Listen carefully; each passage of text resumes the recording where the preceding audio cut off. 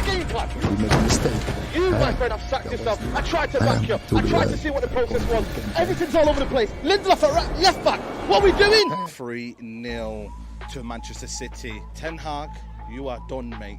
You are done. You are pathetic. The tactics out there, mate, absolute disgrace. Hey, you guys hear that? Man United are built different now. This is what we do. 7-0, 4-0, 6-3. It's too much.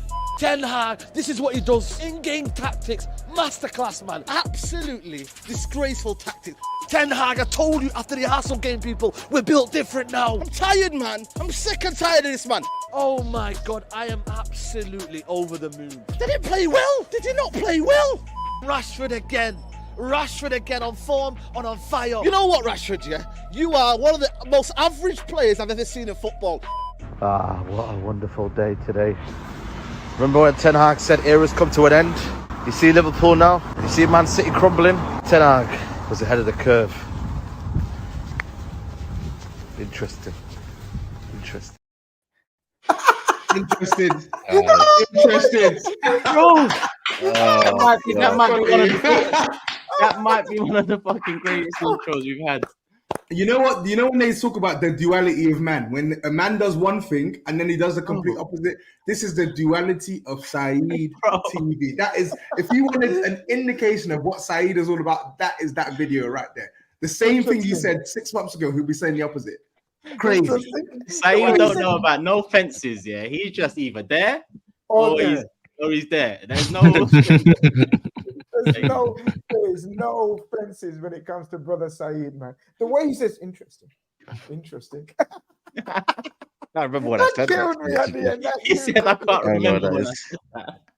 Wait, fresh trim though? When was that? I ain't seen you have a trim like that for years, man. When was that? Fresh trim. I don't know, man. It looks summery. It looks summery. Yeah. It was a nice day that day, man. That's it. But yeah, bro. Firstly, I want to say big up Thuggery. Each and every time, big up Thuggery. But that one was definitely one of the best ones I've seen. One of the best ones for a long time. Listen, every week they're cold, but that one was something else, man. Big up Thuggery. His channel link is in the description. But listen, we've hit 45k just yesterday. The road to 50k, it starts here. So make sure you're subscribed if you haven't subscribed already. Obviously, we moved over from my channel to this channel. So make us get the 50k real quick, and then it'll be the road to 100k. Fingers crossed, people. Show some love. Share the show. Tag it on the socials. Do all of that, people.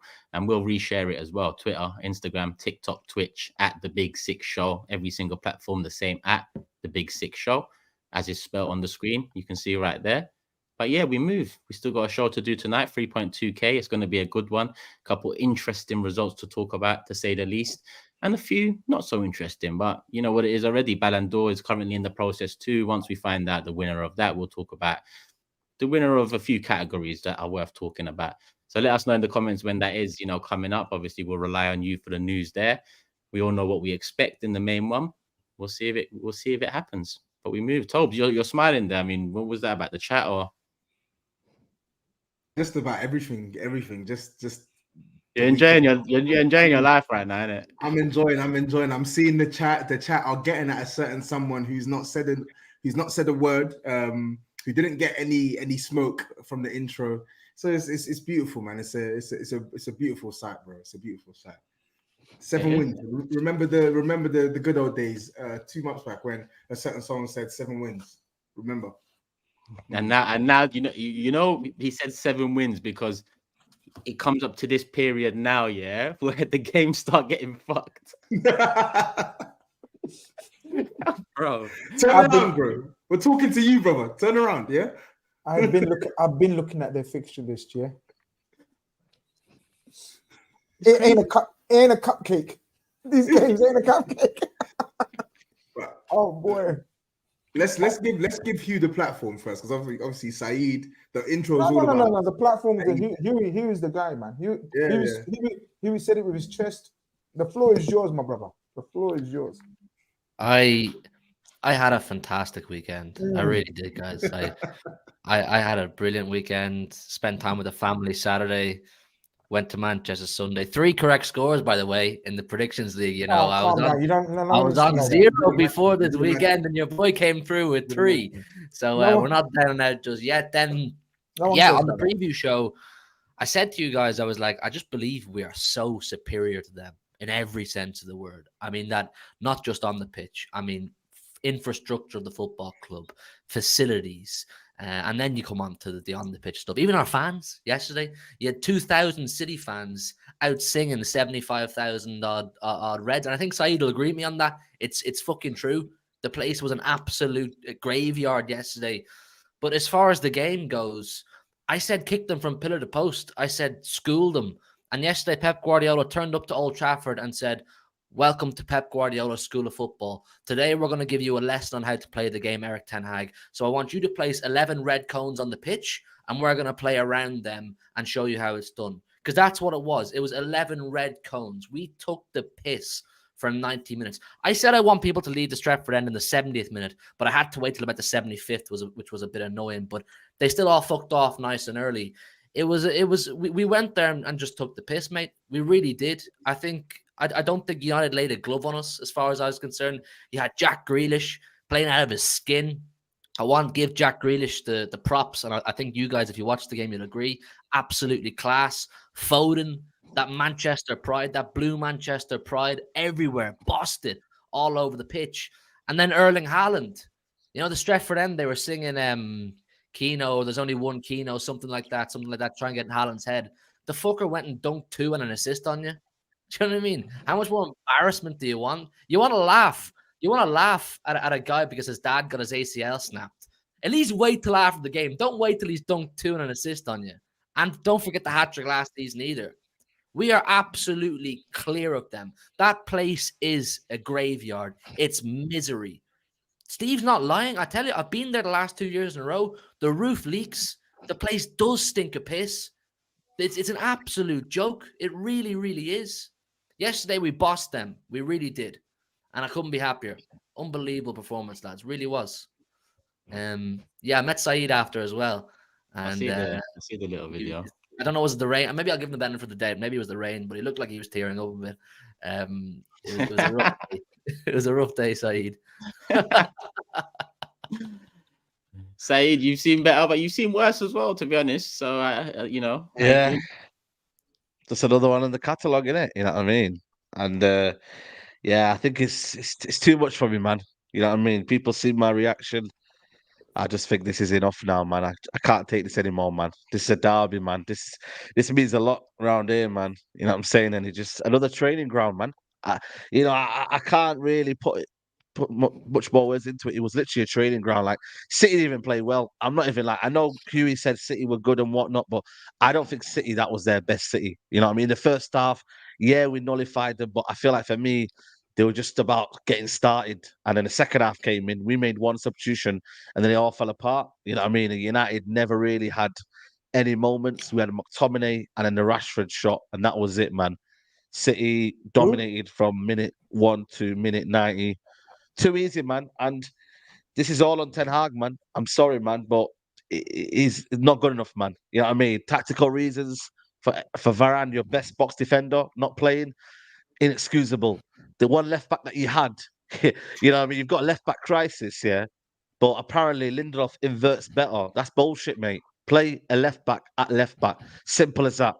You know, this gimmick about Bruno Fernandes on the right is as bad right now playing him in the 10 role because he's got no form. But you stick him on the right side. That is just stupid. You've got your 90 million ante on the bench. This is your guy, my guy. This is your guy. Play him. You know? If you want to die on a sword that you spent the most money on. Mason Mount, the one player I said on here, what was the point of signing? And you all was like, hold on, it's a good player, it's Ten Hag's man. He ain't on the flipping football pitch, you know, and this is his guy. I mean, the tactics for me, I'm sorry. Yeah, you contain Man City and you have to almost respect Man City. But I'm sorry, man. I'm not really having this idea that you don't show something in a game. You're at home. Have some pride. And then he's coming out today saying, I can't play the way Ajax. Well, why are you here then, innit? Like, simple. Like, why are you here? If you can't play the way you can play at Ajax, then why are you here? Because I'm sorry, you've got to have some principles in your team. And if the players that you're saying can't play the style that you want to play, then get them off. Get Rashford off. But no, you know what I mean? This idea that Rashford bailed you out last season, yeah, that's fair. But also, you need to be more reliable as a team and not be kind of inclined to two players. No. So I just think everything at Man United, yes, Ten Hag is not the biggest problem at United. I generally stress that enough. Like, there's so much bigger problems, but also I can't blindly follow what I'm seeing right now. It's absolutely nothing. And I gave Ten Hag the benefit that I was like, you know what? Let him give him time. I'll look at maybe November time and I'll be like, you know what? Is it improving? I'm sorry, it's not improving. Every game this season we've struggled, barring the Carabao Cup this season. It's been absolute struggle watching Man United. Getting over the line against Sheffield, getting over the line at Nottingham Forest, barely getting over the line. You can't do that. It's not sustainable. And I'm sorry, a lot of this is on Ten Hag. He, for me, is getting it wrong, and he's getting the simple things wrong. And when you're doing that, I'm sorry, you are sacking yourself. Doesn't have to be me calling him out. I can say whatever I want about Ten Hag, but he's sacked himself. He's gone out there and made the mistakes himself, taking off Haaland, but then putting Rashford, who's not playing well on the left, in the middle, where he can never play in the middle. Like, that's one position that you can never play Rashford. But he says, you know what, Rashford, you go stick out. He brings on Mason Mount. For me, just lambs to the slaughter. Didn't really know what he's doing. I think he had about 8-9 touches all game. You brought on Anthony too late. You're bringing on Martial with 4 minutes ago. Everything about him is right now, it stinks. Every single decision for me stinks. And like I said to you, I can be like, I can see a future with Ten. Right now, as it stands right now, for me, I've lost all faith with him. And I just can't see where we're going. And yes, injuries may come back into it, but that creates more demand. That creates more pressure. And we've seen it, for me, the start of the season when we had the players, it weren't doing anything anyway. We got smacked up at Tottenham with Luke Shaw left back. You know, we had Mason Mount and everyone. So that ain't an excuse. So I look at it and I think, for me, listen, City did their thing, but Man United made it so easy, man. And we do it to every team. Copenhagen, the first half, bopped us off the park. Copenhagen. I mean, this is a team that, let's not disrespect us. No, not one player would take in their team, but they look a unit. They look together. They look like they have a system and a plan. What is Ten Hag's plan? I don't know. And this is where, and you know what's me? Yeah? I'm speaking in a term where I'm talking football. The fans, mate, in the ground, they were calling all sorts of names that I can't repeat on here, but they've had enough. And deep down, they know this is not good enough. And they're booing the decisions of Haaland coming off. That when fans boo your decisions, it's only going one way. And that, for me, it's downhill. So, yeah, man, it's not good enough, man. Listen, I wanted Ten Hag to succeed. I was the biggest supporter of Ten Hag, but I just seen we have declined from last season. And when you decline from last season in the manner you have, it's difficult to turn it around, you know. It really, really is. So you know, I don't even I agree. Every single frustration you laid out there, yeah, I agree with every single one. If that was happening at my club, I'd agree with every single one. I'd be as frustrated as you. But I know there's a lot of people out there. I think TOBS might be one of them that says you can't say Ten Hag out yet. But TOBS, he makes a lot of good points, though, bro. At the same time, who is out there that can change it around? 100%, I agree with that. Huh? No, 100%. I agree. There's probably at this football club, it's a poison challenge. Anyone who comes into this football club is having the same problems as every manager that's come behind. But also, like, I still think this manager is not doing what I thought he would promise. That's what I'm thinking. So how can I blindly follow it? Yeah, no. I'm not even saying you can't say Ten Hag out. Like, I think any Man United fan calling for Ten Hag to be sacked is perfectly within their rights to, after seeing what he served up so far. Like, Man United look dreadful. Like, there's not even any discernible shred of quality that you can see Ten Hag exhibiting at this point in time. My thing is more around the fact that I think, from an individual perspective, I don't think he's a bad manager. I think he's performing badly. I don't think he's a bad manager. And I also think that you actually need to try and give him a bit more time to fully get across whatever it is that he's trying to get across into this team. It may not look like, you can't see it right now, but the point I'm making is he's got a lot of players missing, right? Get those players back. See what he can do with those players. I know, obviously, you mentioned the Spurs game. He had Luke Shaw, he had Martinez, he had Mason Mount. Like, he's had a couple games with them this season, but that's not enough, right? So let the players come back fit. Not just the ones he's bought, but even the young Jesus or Mano's back fit now. Let Ahmad come back. Let all the players come back fit. And if he's still on this bullshit, is it guaranteed you're gonna get every starting 11 no, spot it's on? not. You're gonna get every single. You know, come on, man. You have injuries in football. 100%. The point I'm making though is, if you were to sack him now, right? Who do you bring in that comes in and works with this squad, right? Because I'm looking at your squad now. We've been saying it all summer. This squad is not good. It's not a good squad. He's assembled it. He's assembled half of them. He's assembled Anthony's and Mounts. He's assembled most of them. That's why he's culpable. But my thing is, he's assembled them because whatever it is, he's got a plan. His plan may be shit, but he's got a plan nevertheless, right? So when everyone is available, let's see what he can do, right? Let's see what he can do. If it's still not working, then you pull the plug. Then you pull the plug completely. I like Saeed's passion plea first and foremost, and he made sense in what he said, and I get the passion. But what is the most recent example we have between all of us? What is the most recent example of a man pretty much every week being asked to get the F out of the club, blah, blah, blah, blah, and then turning it around in the last 12 to 18 months? Arsenal Football Club and Mikel Arteta. What was the, and we ask Arsenal fans and Turkish, obviously, in your opinion, what was the couple of elements, because it's not always one, there's always two or three things that turn around the fortunes, right? Comparing the two clubs, two huge clubs, of course, Manchester United, a mega club, Arsenal, a huge club, in the doldrums. What turned it around for you, Turkish, you think, from an advice point of view, that you could give Manchester United as a whole?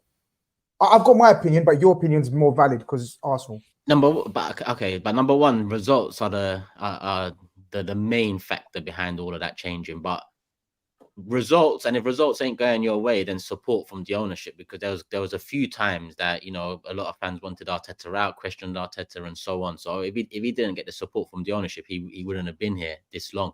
But the players he signed and the players he was letting go all made sense. It all made sense. But as much as Ten Hag, you see the comparison where it slips up for me.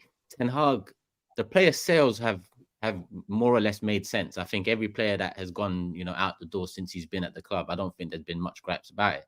It's the players coming in are bringing their own problems to the club. Whereas Arteta brought in quite a few players, some didn't work out. Look at the uproar with Willian. That was one of the maddest signings ever for me. But things like Partey, even though it didn't work out first season, I mean, I know the quality Partey possesses, and I hoped at the time he could turn it around. Ben White comes in, I'm like, 50 million on this guy. You didn't go and get Basuma after talking to... But then look at Ben White now. These things are really the factor behind it. I look at Arsenal's squad now, and I like everyone, really. I like some more than others, yes. And I think we can upgrade on some. But I like the squad now. 3 years ago... Who did he work with in conjunction, though? Who was your sporting... Because I do. All you hear about Man United fans is saying, oh, man, it don't matter about who you bring in. It's about the structure. It's about the sporting director. Like Arsenal worked in tandem. I believe that... What's that guy that left, man, for Arsenal? Raul Sanllehi. Yes. So you got rid of him and you replaced him with... Edu is the main man in terms of the transfer. One of the main men. So your committee worked. Your committee... Sorry, Matisse, very quickly. Your committee were absolute behind Arteta's pitch.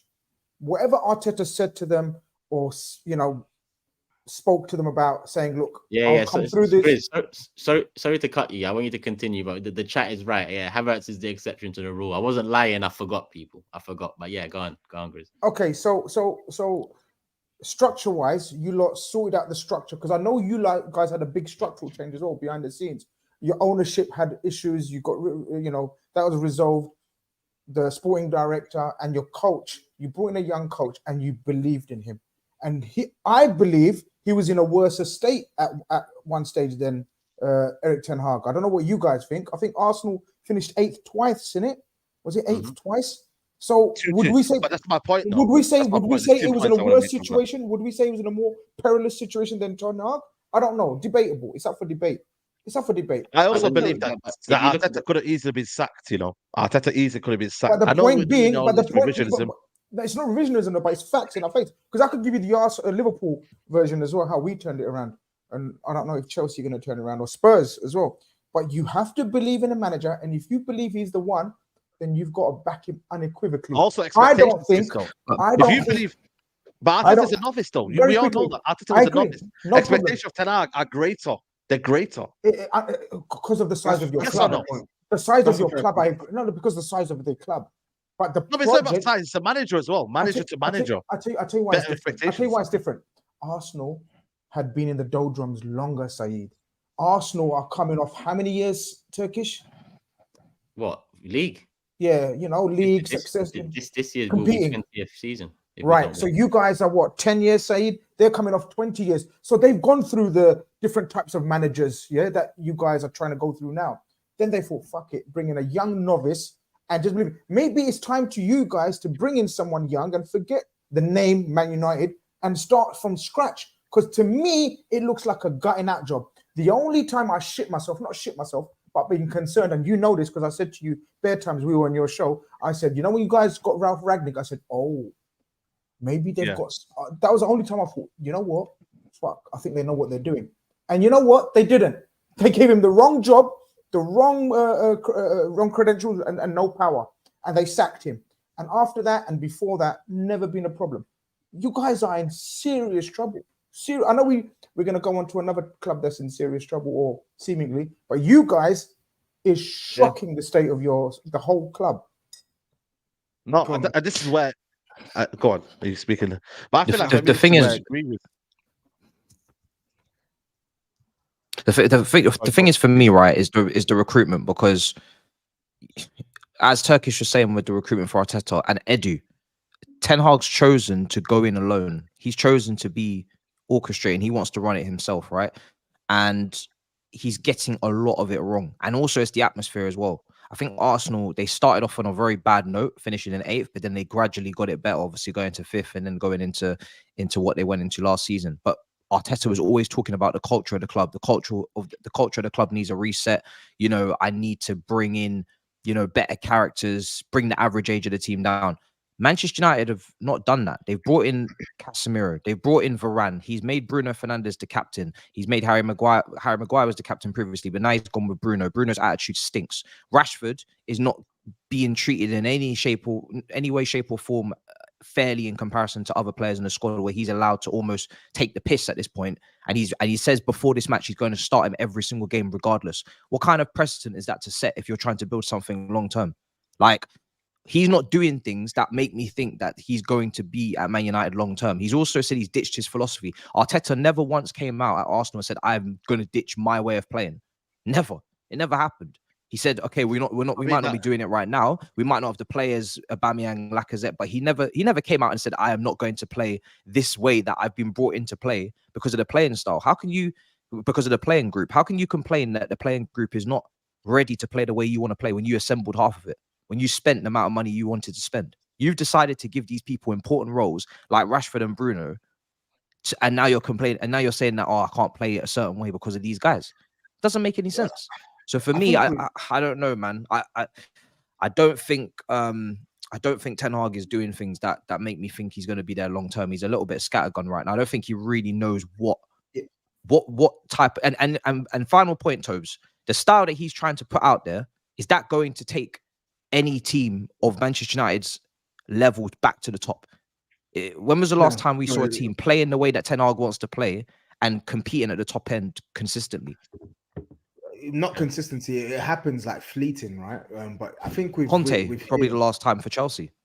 With him, I just think like he's in this desperate zone now where he's just doing everything and anything. Like, he's players that he's bought, he's not even playing them. Players that he's discarded, that you would literally wanted out the door 3 months ago, they're now starting games, telling us that Maguire's starting over Varane in a game against Manchester City for tactical reasons. Hang on a minute, you were literally flogging this guy 3 months ago. Same for McTominay, and now McTominay starting 3-4 games on the spin. So I think it stinks of a man who's desperate, and a manager who's desperate a manager when desperate who's changing the way they're playing may not be the right fit for Man United. But I just feel like at this point of the season, right?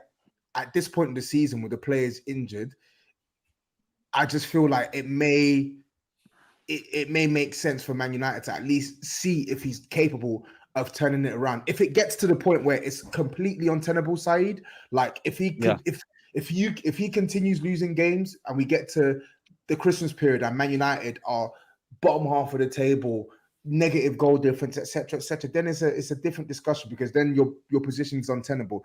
I just feel like as bad as it is right now, as bad as he's doing, I don't think his position is untenable. I don't think it is for Man United's hierarchy. I really don't. I don't think No. they're going to sack him right now. Like, I think it's when they can't make top four. When they can't make top four, that's when normally they sack managers. But I think the biggest thing for me is, though, like, and maybe I was naive to think it, and I thought it would get better, would be the style of play. I think my thing is Unai Emery. I'm watching Unai Emery. I'm seeing the football they're playing. I'm seeing Ange's team now playing. And whether it gets anywhere is a different thing, but you recognize what their teams are about. You know what their ethos is. None of you can tell me what United's team represents. And I feel like that's the most damning thing as well. And that was one of the things I said to you guys at the start of the season. Said, I want to see us play a better brand of football this season. Last season, I gave it a blige because I was like, you know what? Third trophy. No, you shouldn't really have complaints. But the second season, I said, I need to see style of play closer to Man City and Arsenal in terms of competing. I'm not even saying like by points. I'm saying competing. And we didn't show that against Man City. And that was clear to see in the game. It was a training ground. My thing is, are United competing under Ten Hag? We may be a cup team, because cup team, you don't really have to play well and you look at a draw and whatever. And I've said United are probably a cup team rather than anything. But the bread and butter of the Premier League, you know, there's so many teams that are better than us now. Newcastle, Brighton, you know, Aston Villa. It's not just the top two. There's other teams now that are better in terms of their philosophy. And Guardiola said it. You know, now you're not just only competing with the top two, you compete with 3, 4, 5, 6. And that's where I'm like, bro, I don't think he's giving me enough confidence for his style of play to be on the long run, be strong enough for them not to get us battered. Like, we're going to play Liverpool coming soon, we'll probably get battered. So, can I ask you a question? Be honest, right? Yeah. Do you think the players are playing for him? Because I tell you, because you know, when you talk about style and bringing an identity, the club, forget Klopp and Pep, they're big aura type managers, right? And they can handle personalities, big personalities, whatever, right? Yeah. Arteta was doubted in terms of handling personalities. Ange hasn't got any star players. Harry Kane's gone. The rest are he's got a whole heap of players that are willing to listen to him, die for him. Your boys walked into a bunch of stars on huge wages, left, right, center. Every Tom, Dick, and Harry in your squads on 250 grand, whether he's achieved anything or not. And I've been saying that's a massive, massive, massive problem, because I know from my club, and it's a problem when you got big players that have done F4 on big wages. Sometimes they don't want to know what this random manager wants to say, what to do. Has he got the person? Are the players playing for him? Because we know he tried to weed out Maguire. We know we're not going to revisit Pogba. Sancho issue, Rashford issue, Anthony issue. How many issues? He brought in Casemiro, a 30-year-old, 350 grand. Madrid don't let up their players go unless they've checked out the data and stats. Casemiro's legs look like Fabinho's like last season. He had a mad first season, no problem. Was that long-term thinking? Varane at the time. Madrid don't let go of gems. They must have known his injury stress getting worse. Has he proved his worth to you? When he plays, magnificent. Not enough. Just like Thiago. Same, I hold my hands up. But so many of these signings didn't make sense. And we were saying it. We were saying it on the show. Yeah. It's just the big names at the time. I don't think the players are listening to him at all. And I'm talking the stars. Bruno plays his own game. Varane was a good signing for Man United. I can't lie. Bruno plays his own game. But TOBS, Bruno plays his own game. Is that a Bruno problem? That's Bruno. That's no, Bruno. See, If you're a serious player, let me give you an example. I don't know how you can take Ten Hag seriously, because all he to do is look. One second, Huey. Look at Jack Grealish, absolute maverick at Villa. Played his game, total different game. Went to Man City. Pep said, I don't give a shit how you play at Aston Villa. You play my system. And we cussed him, we banter him, whatever. But he's turned out to be pivotal or very, fairly pivotal to the way Man City play. He's changed his whole game. No, he has. He had a magnificent, you know what I mean? He's a very good, but you get my point. Bruno, under how many coaches, is a free spirit. Yeah, but GRIZZ, but that's but he's starting him. He gave him the captaincy. This is on him, man. That's a different discussion. The thing is, so when you're talking about like, did Man United make some poor signings? Yes, absolutely. Some signings they've made are poor, but fundamentally the issue is the way Ten Hag is trying to play with the players that he's brought in. It's not good enough, and it's not going to work. Right? We said in the summer, time and time again, the whole Mason Mount chat. Chelsea fans, excluding Matisse, some Chelsea fans were overgassing the thing. Mason Mount is a good player at his best, but Mason Mount realistically was not going to improve Man United in the way that they needed to be improved. When you looked at the issues that Man United was suffering in the midfield, Mason Mount doesn't add anything to that. But he signed him, and now they're in a position where... Toby, I'm sorry, but you were saying that was a good signing this summer. No, I didn't. Are you crazy? Nah. I was on here saying Mason Mount's not a good signing. You were like, nah, he's a good player, though. And come on, you are lying. You're lying. Are you kidding me? Hey, what are you saying? I don't think. Nah, it wasn't TOBS. I think it wasn't TOBS. I think okay, sorry, my bad. It was me gassing the step. Okay. No, okay. I was like, yo, yeah, maybe I'm wrong. I was arguing with someone, though. Yeah, it was me, bro. I was trying to sell you that. No. All right, my bad. That's a crazy lie, man. That's a crazy lie, man. But I thought I had an argument with someone here, and I'll take it back. But like I said to you, the signing didn't make sense, and that's on the manager. Going back to your comment, GRIZZ, yeah, are the players playing for the manager? I think for me, sometimes you could be guided, but also misguided as well. You could love someone, but at the same time, they could be telling you a different path, and that's what ultimately he's doing to them. It's self-destruction. You put Bruno on the right, that's self-destruction. Lindelof on the left, they're playing for you, and they want to get minutes, but at the same time, they're like, well, hold on a minute, I don't really know what I'm doing. I feel like that's what it is right now. And ultimately, you could be sacked by a manager. It could be a good environment. And that, for me, is something that is not good enough as well. So I do think they're under him, but they're also misguided as well in that regard. That's the point I wanted to make. Seriously, to be honest. I just think he's setting them up. Like, on top of the fact that some of the majority of the players that he signed have been poor. Like, some are poor players, some are just performing poorly. On top of that, I just think what he's asking them to do is just not feasible. Like, it's not feasible at all. Bruno Fernandes playing right wing, to do what? To do what?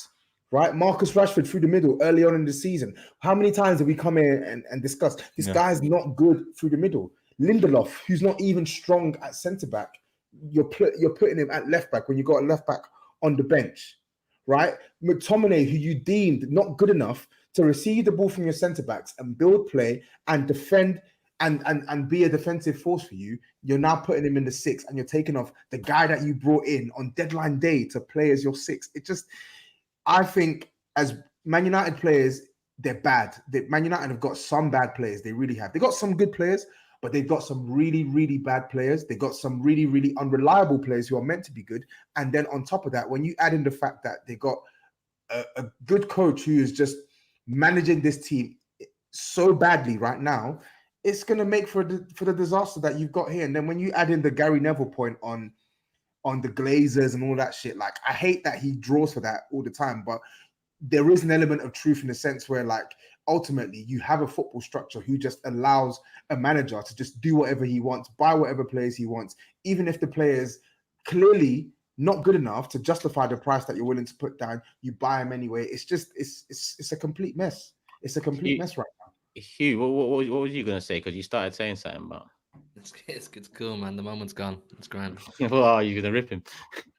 No, I was just going to talk about. No, I wasn't even. I was just going to say how my thoughts on whether the players are playing for Ten Hag or not. I just thought even the starting 11 selection yesterday would suggest that any serious players in the dressing room probably wouldn't be playing for Ten Hag anymore. Because I don't know how serious players in the dressing room could look at a centre back partnership of Maguire and Johnny Evans going into a Manchester derby and say, "Yeah, this is a good idea." I mean, 12 years ago to the day, Johnny Evans started in the 6-1 loss and was sent off that day. And then 12 years later, he's playing in a Manchester derby in Old Trafford, starting beside Harry Maguire. I think a manager with justice for you. I think a manager with balls wouldn't dare start either of them. I don't care how experienced they are. You call up 2 young lads from the academy and say, this is your opportunity. Go out with pride. You don't let Johnny fucking Evans, who was there 12 years ago getting pumped, start the game. You don't let Harry Maguire, who you tried to get rid of in the summer, start the game. Harry Maguire should never wear the Man United shirt again after what happened during the summer. If you're getting rid of him, you're getting fucking rid of him. He's not playing again. There's no redemption arc. That's what a proper manager would do. That's what Arteta's done with the likes of Aubameyang. That's what Pep's done with the likes of Cancelo, with the likes of Joe Hart, with the likes of plenty more. I don't think Ten Hag has, I don't know what the right phrase to use is, but the bollocks to manage a club like Manchester United. I simply don't. I don't think he has the minerals to handle the pressure, team selection on a week-to-week basis, and in-game management. Taking off Rasmus Højlund, as much as I don't really rate the guy, I call him the Danish Danny Welbeck, taking him off with 20-odd minutes to go, I thought was wild, because nobody else was going to get you back into that game. Nobody was. And that's purely down to Erik Ten Hag. So, in summary, I don't think he sees the end of the season. I think I'm going to give you the same advice that I gave to Tottenham and TOBS at the end of last season. United as a board and as a club need to drop their ego, stop going for a big name who's going to come in and give us a great uplift. Go for someone with an actual philosophy, with a real set of balls, who has the mentality to handle a club like Manchester United. When I met you outside the stadium yesterday, the place, like I said, it was soulless. Everyone's defeated. No one knows what direction they're going in. No one knows where to turn, who to look at. You need someone who's going to take the whole culture of the club, say, fuck the Glazers. They're going to be here regardless, but at least let me control my shit. I haven't done that. I think Ten Hag started off ballsy, Hughie. I agree with everything you said. I actually think he started off ballsy, but like I said a few weeks ago, I think he's been undermined, guys. And I think, and now, you know what Toby said earlier on about he's doing scrambled things now. It's undermined so by true. what do you mean undermined? I think he's been undermined by your board. I think the players that he wanted to get rid of have been delayed in getting out. We know he didn't want Maguire. We know he wanted Sancho gone, or maybe even Sancho gone in the summer. We don't know, but he gave him more time. We know certain players he wanted bombed out. He wanted to do what Arteta done at Arsenal, gutted everything out. He was given the freedom of the club to do it. Your guys are looking at the finances. Oh, he's a loss. He'll be a big lot. We ain't got the money to do that. We've got money to do this. We ain't got money to do that. I don't think he's been back. What I mean backed, I don't mean financially, because we know he spent loads of money. I just think the outgoings. Yeah, but hold on. I don't think Sancho is an easy person to move on 350k a week when he was in the mountains last year. I don't think the board can be blamed. Maguire as well. Maguire, they accepted a bid from West Ham, no, from Maguire. He decided he wasn't moving. So what can they really do? But this is my point, Matisse. They can do. You make a loss if you believe that this is the man. You paid 10 million. Yeah. Hold on. If you believe this is the man long term, then you make crazy ass decisions. Who would have thought Cancelo?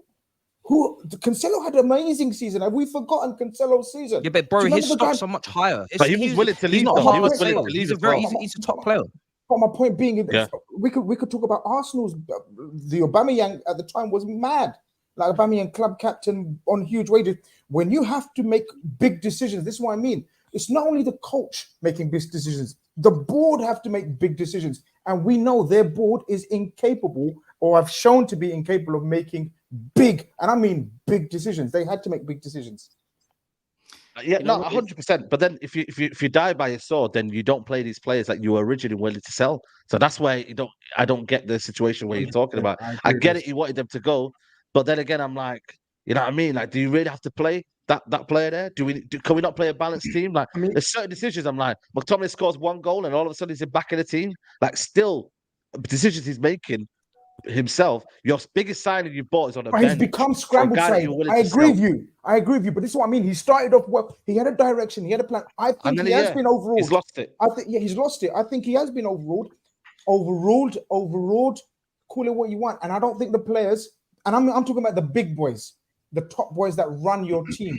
I don't think they're playing for him or listening to him. That's my opinion, obviously. We don't know factually, but I do think some are playing for him. I just think some are playing shit, like Rashford and Bruno Fernandes, and the others are just not good enough.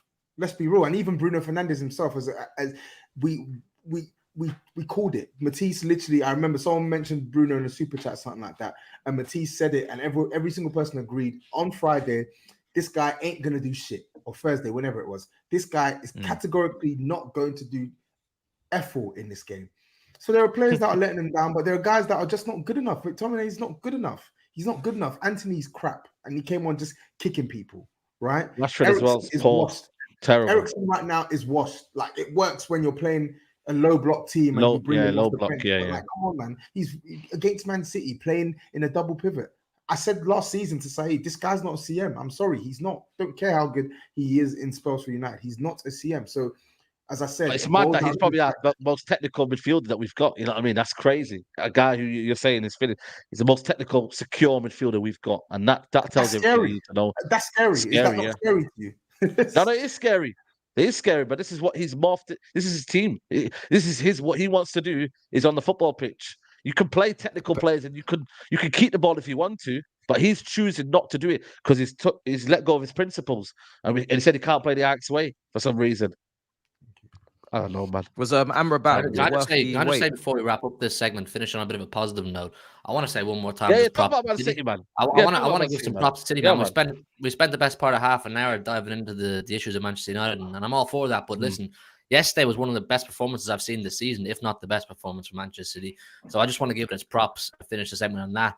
You know what I mean? I think we absolutely bossed them to a man. Bernardo Silva. They're saying it's Bernardo Silva's backyard barbecue. He's just out having a bit of fun in his backyard. He was quality, man. Foden as he well was unbelievable, man. I love this midfield we found, man. I really love this midfield. Taking Foden out, even though it might be a hit to the ego, Foden, put him on the right. He's fantastic. Put Bernardo Alvarez in front of Rodri. I think it's such a sick, energetic, hungry pressing midfield. And we suffocated you. Every time you got the ball yesterday, we were on you within 2-3 seconds getting the ball back. I mean, I just wanted to give City their props, man. I think to a man yesterday, absolutely class. Kyle Walker didn't go forward as much as he does, which I think is a good thing. Just held up the defensive side of things. Vardiol, I said to you in the preview, I thought he'd be really important for our build-up play. Him and Stones were absolutely class. So, yeah, man, I'm buzzing with that. I just wanted to give City some props. And we have got a fair few super chats in 36 currently. So big up everyone that's sitting in super chats. Big up everyone watching live. 6.5k in the building. Show the video some love. Hit the like button. I haven't checked if we've passed 1,000 yet. Let me check now. We have 1.2k likes. Let's get to 2,000 people if we can. Show some love. Make sure you're subscribed as well. We've just passed 45k. Road to 50k. We should be able to get there soon. The idea was to get there by New Year. If you can make that happen, please make it happen. Just subscribe, people. And we'll move into the super chats now. LJ says, actually, we'll save that one for Chelsea. So this one's from Jordan. Even though Ronaldo has an ego the size of Mars, if he goes out of his way just to slander a manager on Piers Morgan, you should probably listen. Does anyone look back at that and view it differently now? Nah, listen. For me, if your manager is doesn't like a player, then you've got to go, man. That's simple as that. Like, it's not part of your plans. Ronaldo's not long term, so Man United we're never going to go anywhere. Yeah, exactly. P-Dub says, big up the boys. SAEED, Matisse, you are worldwide treasures, and may you always be kept safe. Turkish, Skull followed me, but I lost my Twitter. I have a new one. Can I DM you to connect? Yeah, DM the Big Six account. Skull's on there as well anyway, so big up. Hope you're good, my bro. Jawan says, big up Hugh. He was so nice when I met him on the train yesterday. And big up my Niger Baldy. Big up the Big Six. Come on, you Gunners. Come on, Jawan. Hope you're good, my bro. That one's a Chelsea one. I'll save it. J-Mon says, why are people so mad, upset at United? They know their role and they did their job. Man City lost 2 in a row and needed to continue momentum after the Brighton game. Know your role. Blue Moon back in the building. First of all, free Palestine times 100. Whilst I'm talking about free Wagwan Stockport SAEED, your team is the poorest we've played this season. Manchester is blue. Maurice, big up the panel. Congrats, Hugh and City. As a lifelong United fan, I feel your pain, SAEED. Our club is like a wrecking yard. Broken. Love from Melbourne. Big up, Maurice. I think that's the first time I've seen your name. Hope you're good. Final third says, United fans need to find a way to criticize the team without saying, quote, Ten Hag out and calling for captaincies to be stripped in public. How does that help? It's a tough one though. What does help is probably a better question. Maverick says, as Chelsea fan, they got to strip Bruno. Sorry, they have to. That's Ship him. that's ridiculous. They absolutely have to strip Bruno Ridiculous. Fernandes. Sorry, I'll strip him. Yeah, Well, they have to, of the bro. captaincy. Yeah, bro, they have to. He's not. He's Well, you don't know. logical choice, maybe because of seniority in the summer. Fair, I understood that, but like, he just doesn't have the temperament to be their captain. He's so petulant, bro. Like, they got to get rid of him as captain, bro. Let's be real. And they've got to stop making him the main piece of their team. Like, he's a piece. He's not the piece. Adam says, as a grown-ass 28-year-old, I feel ashamed that this bald fraud has catfished our entire fan base. Would like to apologize to Walter White for ever calling this brother Eric Ten Heisenberg. Big up all of you, especially in Ganu. Hey, big up Adams, man. He's a big United fan as well. Yeah, big up Adams. Where are we? Here we are. Well. Come on. I mean, yeah, maybe we have a little word on that at some point in the show. Robbery. Have a little word. Josuke says, love for the love. I love this show since I saw the Anfield humbling when United held 7. And that's a classic show, you know. I think that show has hit over 500,000 views. It's mad. Has it? Right, yeah. that went triple platinum, yeah.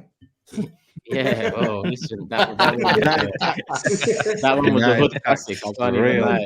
That was Manchester. That was Big Dogs. Oh no, that was that the 500k one? No, I think the 500k one was Arsenal beating Tottenham away, and on the same day United beat City with the Rashford offside goal. Last January, yeah, last January. Yeah, it's a lot for the derby. That goal was some bullshit. Yeah, well, 7 months on. Well, I look forward to watching every week. You're all fantastic. I love for the super chat and love for the love, man. Appreciate it. Listen, just make sure you're subscribed. That's all we want. Love and support. And more says, Tomiyasu and Rashford, same number of goals. Get out of here. Yeah. I love these stats. They're the best. I get this. Richarlison as well. And Ketty's got more than our whole team, man. Get out of here. Track plus. Your whole up front, Yeah, man. Come on, man. It's not easy. It's It's not easy. It's It's not easy. AJ says Ten Hag thought his era just started. It's already over, blood. Saeed, do you think the players are throwing another manager under the bus? They are.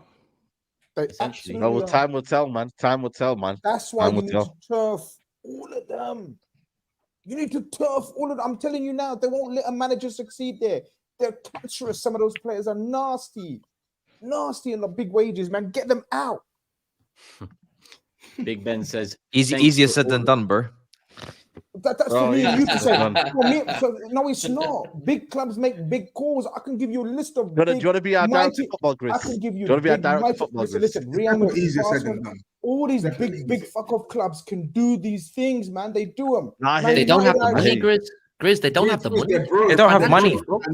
They're broken. Do you not If see they them? go replace- They currently loan Amrabat, bro. So- Do you see that? So they've If got they go money. and replace all these old players, Guys, where do they find the cash to So buy they've new got ones? money. Got So they've got transfer money. debt. Hold on. They've got money. They've just spent 400 million in the last how many months? How can anyone say they haven't got 18 money? They're just a shambles of a No, club. No, but you got to but realize that's it's money money that's when left you don't over, need mate. to. Yeah, exactly. That's money. That's That's what? money that's left over. It's an right? outright loss, Grizz. It's an outright loss. No problem, man. No problem. Unless you get those players, you can bring in any manager who can only get you to a certain level with those players there. I'm telling you, and I've been saying it for No, I 3 agree. years. 2-3 years I've been saying it. I agree. I'm just woke up and thought, yeah, man, let me just call out the players. I'm telling you the players, because I tell you why. All these clubs that we talk about, Arsenal, Liverpool, Man City, the attitude of the players, and we know what kind of mentalities are needed. None of your boys have got that mentality. None. Which players are you talking about? Are you referring to? I could That name need you to be 5, sold. 6. I've just told you Who? 5, 6. Sancho? Who else? Sancho, Rashford needs to move on for the sake of his club. Really? Varane, Signed a new Maguire, contract. yeah. Sure, has He's got just the right signed a new attitude. contract. I'm just saying, but that's your problem.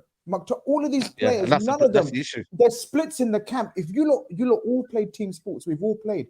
If this team splits in the camp, you can't perform week in, week out, and they can't. Yeah. You might be able to perform now and again because you're good players. Rashford is a good player in isolation. Bruno is a good player in isolation. So, you know, so whatever. But if you're not united, pardon the pun, you ain't going anywhere. I don't think that, but it's not. When I watch them play, I don't see a lack of team spirit. I see really. I just see. I see it. I see it miles. I see it loads.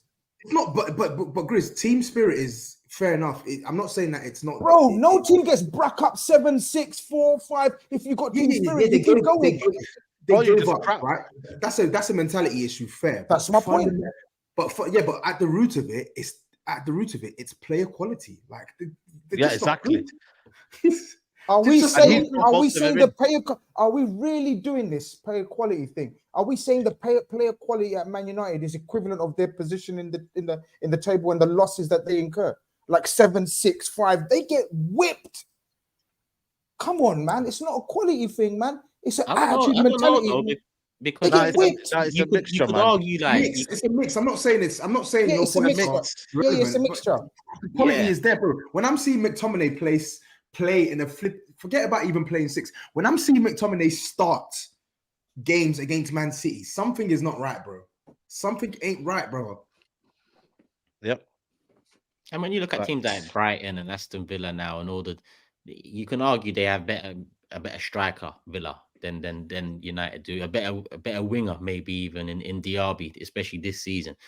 So there's positions where you look at United's players and think, Grizz, even quality-wise, they probably deserve to be where they are. Because when have these players ever shown any different? Even Rashford, up, down, up, down. That's been him throughout his career. And what we're seeing now is a down. Inevitably, come New Year, we're going to get an up, and then it's going to be Ballon d'Or shots and all this again, like earlier this season.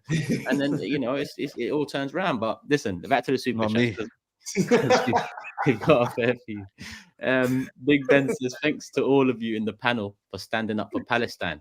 I've seen you on social media. Thank you for the football content. The best. Big Ben's love for the Super Chat, my brother. Roberto says, it ain't easy, Saeed. When man gonna... You what, mate? That's wild, man. We're gonna have to thank you for the super chat. I can't lie. Roski, Roberto, thank you, man. That must be your first super chat. What are you saying here? Fans in check, man. Get your City fans in check. Thank you for the super chat. Turkish is actually trying to decipher this. Thank you for the super chat. Thank you for but is he actually trying it, or is he trying to word it? No. Thank you for the super chat. Yeah, he's on he might be Italian or something, bro. He might be struggling to say what he's trying to say. Shit, what country's from? It's not a race thing. Just get off the. Man said it might be Italian. You know what the hell? No, that's just waffle and madness. X4 says Haaland was dead. He clearly was gassed. You can't run him into the ground. He's still young. Also, Garnacho ain't ready, and our back line is shite. They got fools. Bruno's been a bad captain, but it's hard for me to see another option, says Just Waffling. Now Roy Keane goes and makes that viral moment. It just heaps more pressure. Meanwhile, Sky has tried to help Maguire so many times. I think Roy Keane, I don't think you can compare it to Sky, because Roy Keane speaks for himself. You know, that's why you get so many sound bites from him. But yeah, Gunner and Mod Brothers says Gunner in the CDN. Saeed, Mr. Quote, we're built different, and Matisse, Mr. Quote, butter fruit knife. Yo, hold that. Come on. Tony says, who let a guy who put together a shit squad with 400 million have another window? Either get rid now and let the new man have a window, or he gets to summer. But we'll see. We will be here. Comparison between Arteta and Ten Hag is disingenuous. Completely different context. Spent 400 mil in 18 months. Mikel Arteta had only 70 mil. Arteta stuck to principles regardless of results. You have to sacrifice long term. Yeah, 100% he stuck to principles. But I do see Ten Hag sticking to principles as well. It's just not, working on the pitch or the transfer market. Martin says, all those United Chelsea lads that signal boosted every Arteta outer having their chickens come home to roost. Brentford Bridge and Old Trafford. Hey, Old Trafford's quite a good one still. I have to use that in a title one day. Do you think Ten Hag doesn't want to shake the boat, i.e. Rashford? Bruno dropped because they are not doing what he wants. He needs to do him F the rest. That one's from Mines. He's scared of them. Touchdown Tail says, please stop comparing Arteta and Ten Hag. The guy is old enough to be Arteta's dad. A novice should be compared to experienced managers. Say shouldn't be compared to experienced managers. Same for players. Another one here discussing the links or the comparisons with Arsenal. The turnaround at Arsenal was mainly due to young players, Smith Rowe, Martinelli, when we smashed Chelsea, who brought into what Arteta was preaching. Yeah, and that. GRIZZ needs to get his own radio station. Man never stops talking. GRIZZ Khan FM. GRIZZ, what are you saying? Is that the new venture? Yeah, soon come. Grealish didn't go into a team and immediately become the best player. That team has gone as Bruno and Rashford go, so can't tell them nothing. Remy says, when Gunnar Lee compared the situation with Arsenal, SAEED said he had higher standards than Arsenal fans. Where are the standards now? Mahar says, yes, Hug. It's not often you see SAEED like this. Mahar says, where is that? No, listen, I don't know. I just want to get through the super chats, innit? That's all it is. Say no more. Mahar says, yes, our club has issues, but on the pitch, Ten Hag is at fault. We aren't improving and instead regressing. After 1 year, still no identity. This is wild. Big up Max. Pep deploying Bernardo and Alvarez as false wingers to overlap and attack half spaces is genius. Watch it become the next meta tactic when KDB returns. Big up everyone sending super chats. Mohammed, there's a lot going wrong for United. When Klopp came to us, he had a no dickhead policy and still stands by it. Remember Balotelli, Sacco, gone before things even started. Eras must end though. LOL. TMB says, end of last season, I asked the panel, if we banter Arsenal for challenging and bottling, can one of your clubs take points from City at your stadiums? Please. 1 down, 3 to go. J Mons again, we took a loss on Ozu and Oba and various others. We needed a reset. In the All or Nothing documentary, Edu wanted to fix the Oba thing, but ultimately backed Arteta.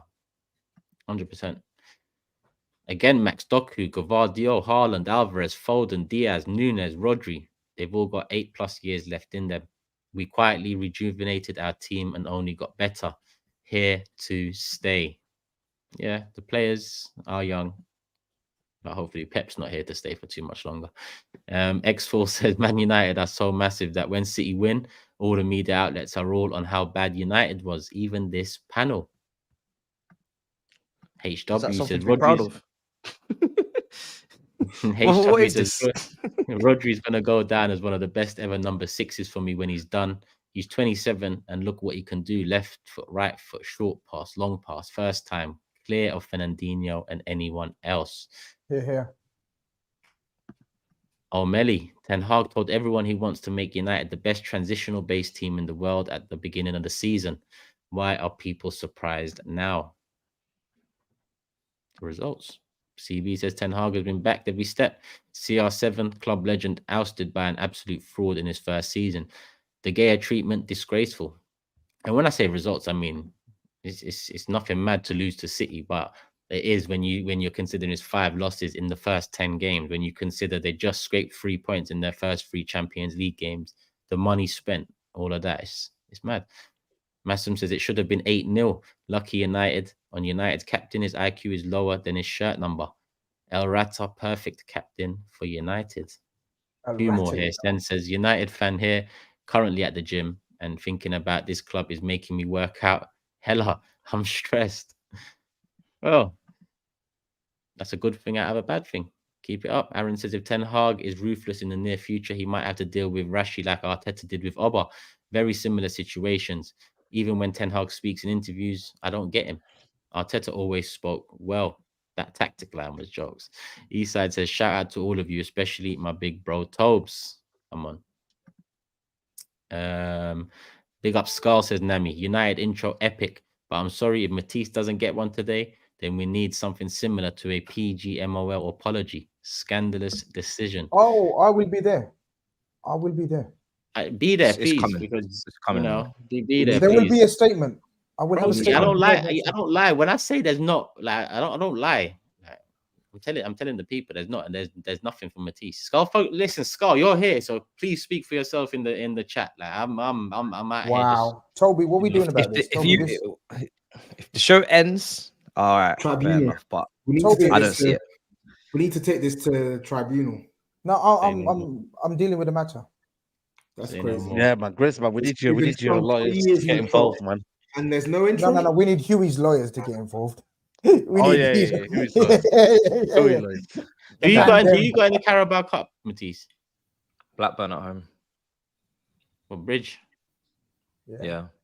Yeah, Bridge, man, that's You got nothing. light Like, work. Light work. Should Is be. that- I prefer if it was at Ewood Park, to be honest. Hopefully Thursday we will be there, and then we Is can Action double gonna up score, on yeah? the. Huh? Is Action Man gonna score? Wait, we'll get into Chelsea in a Calma. second. Let me finish the super chats and we'll get into Chelsea. The Nog says, "Big up the panel, you boys are legends. Thank you for all your hard work creating great content for us to enjoy. Much love and respect to you all." Come on. S says, "Not gonna lie, the amount of smoke I've heard from United fans over the years, they have no right to speak on Arteta.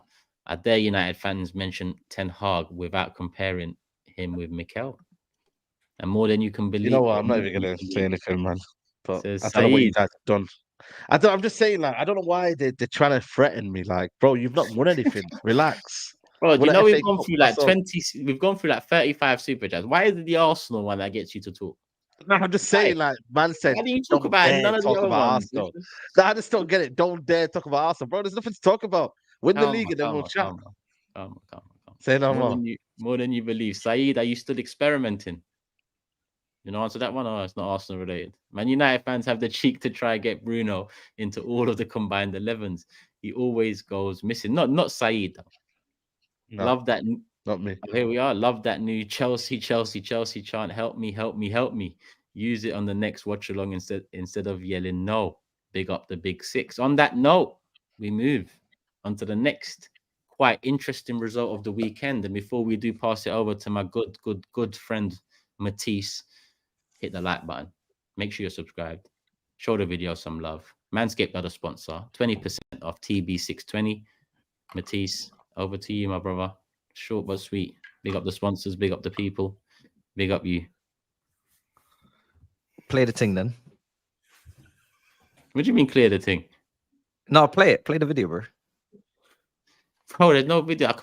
I can play a video from maybe a few years ago. Bro. I've got every single intro we've had here for the last 2 years, but there ain't no video to play, bro. Wow. I can play SAEED's one again. Just use the one from last year when Brentford beat them at their ground. Or the year before. Oh shit. Yeah. Let me see. Wow, you really ain't got nothing, no? Nah, bro. I'm trying to find that one from last year. Shit. Okay. All right. Wow. Preparing a statement as we speak. Unbelievable. Chris, I'm perplexed. I'm not gonna lie. I'm absolutely shocked. I assumed that this was coming, you know, so I was just waiting for it. But wow, I mean 2-0 at home to Brentford. What can I say? You know, that was my 3 points that I predicted there in this run-in. And this team somehow managed to lose 2-0. And in the end, I can't even scream that we bombarded their goal or we absolutely laid it on them. Blitz. Yeah, Blitz. didn't even, bro. can't even scream that we were just unlucky. Like, we just, outside of the first 25 minutes, we just don't deserve happiness. Let's be honest. Do you know what I mean? That's 3 defeats in a row against Brentford at home now. 4 unbeaten for them, which is insane. And it's typical that it's a low block. You know, I've been speaking about our transitions, our counters, when I was saying to you guys that we can hit teams on the break and surprise them a little bit, Arsenal, whatever. And then when we come up against a low block, we just go back to our old selves or we can't break anybody down. But I think Pochettino had a massive kind of brain fart. I don't know what was going on with that back four, because there was nobody in the fullback positions to overlap. It was a flat four. Cucurella is not doing nothing going forward. Disasi's not doing nothing going forward on the right. I think he wanted to maybe get some height into the team for Brentford because we know they got long throws, set pieces, corners, whatever. But you still got to prioritize the way your team's going to play. And if you know that you're going to go up against a 5-3-2, 3-5-2 that's going to park it, you need to have movement. You need to have options. You need to have combinations. You need to have runners, decoys, take shots so we can get some deflections. Martinelli City, great example. You make your own luck. You know, follow in on shots, get players into the box. Liverpool have not had the tallest before Nunes came in, not had the tallest player in attack, but they got numbers in the box. So when they do cross it, there's players there, even if they, you know, aerially are not the next Didier Drogba.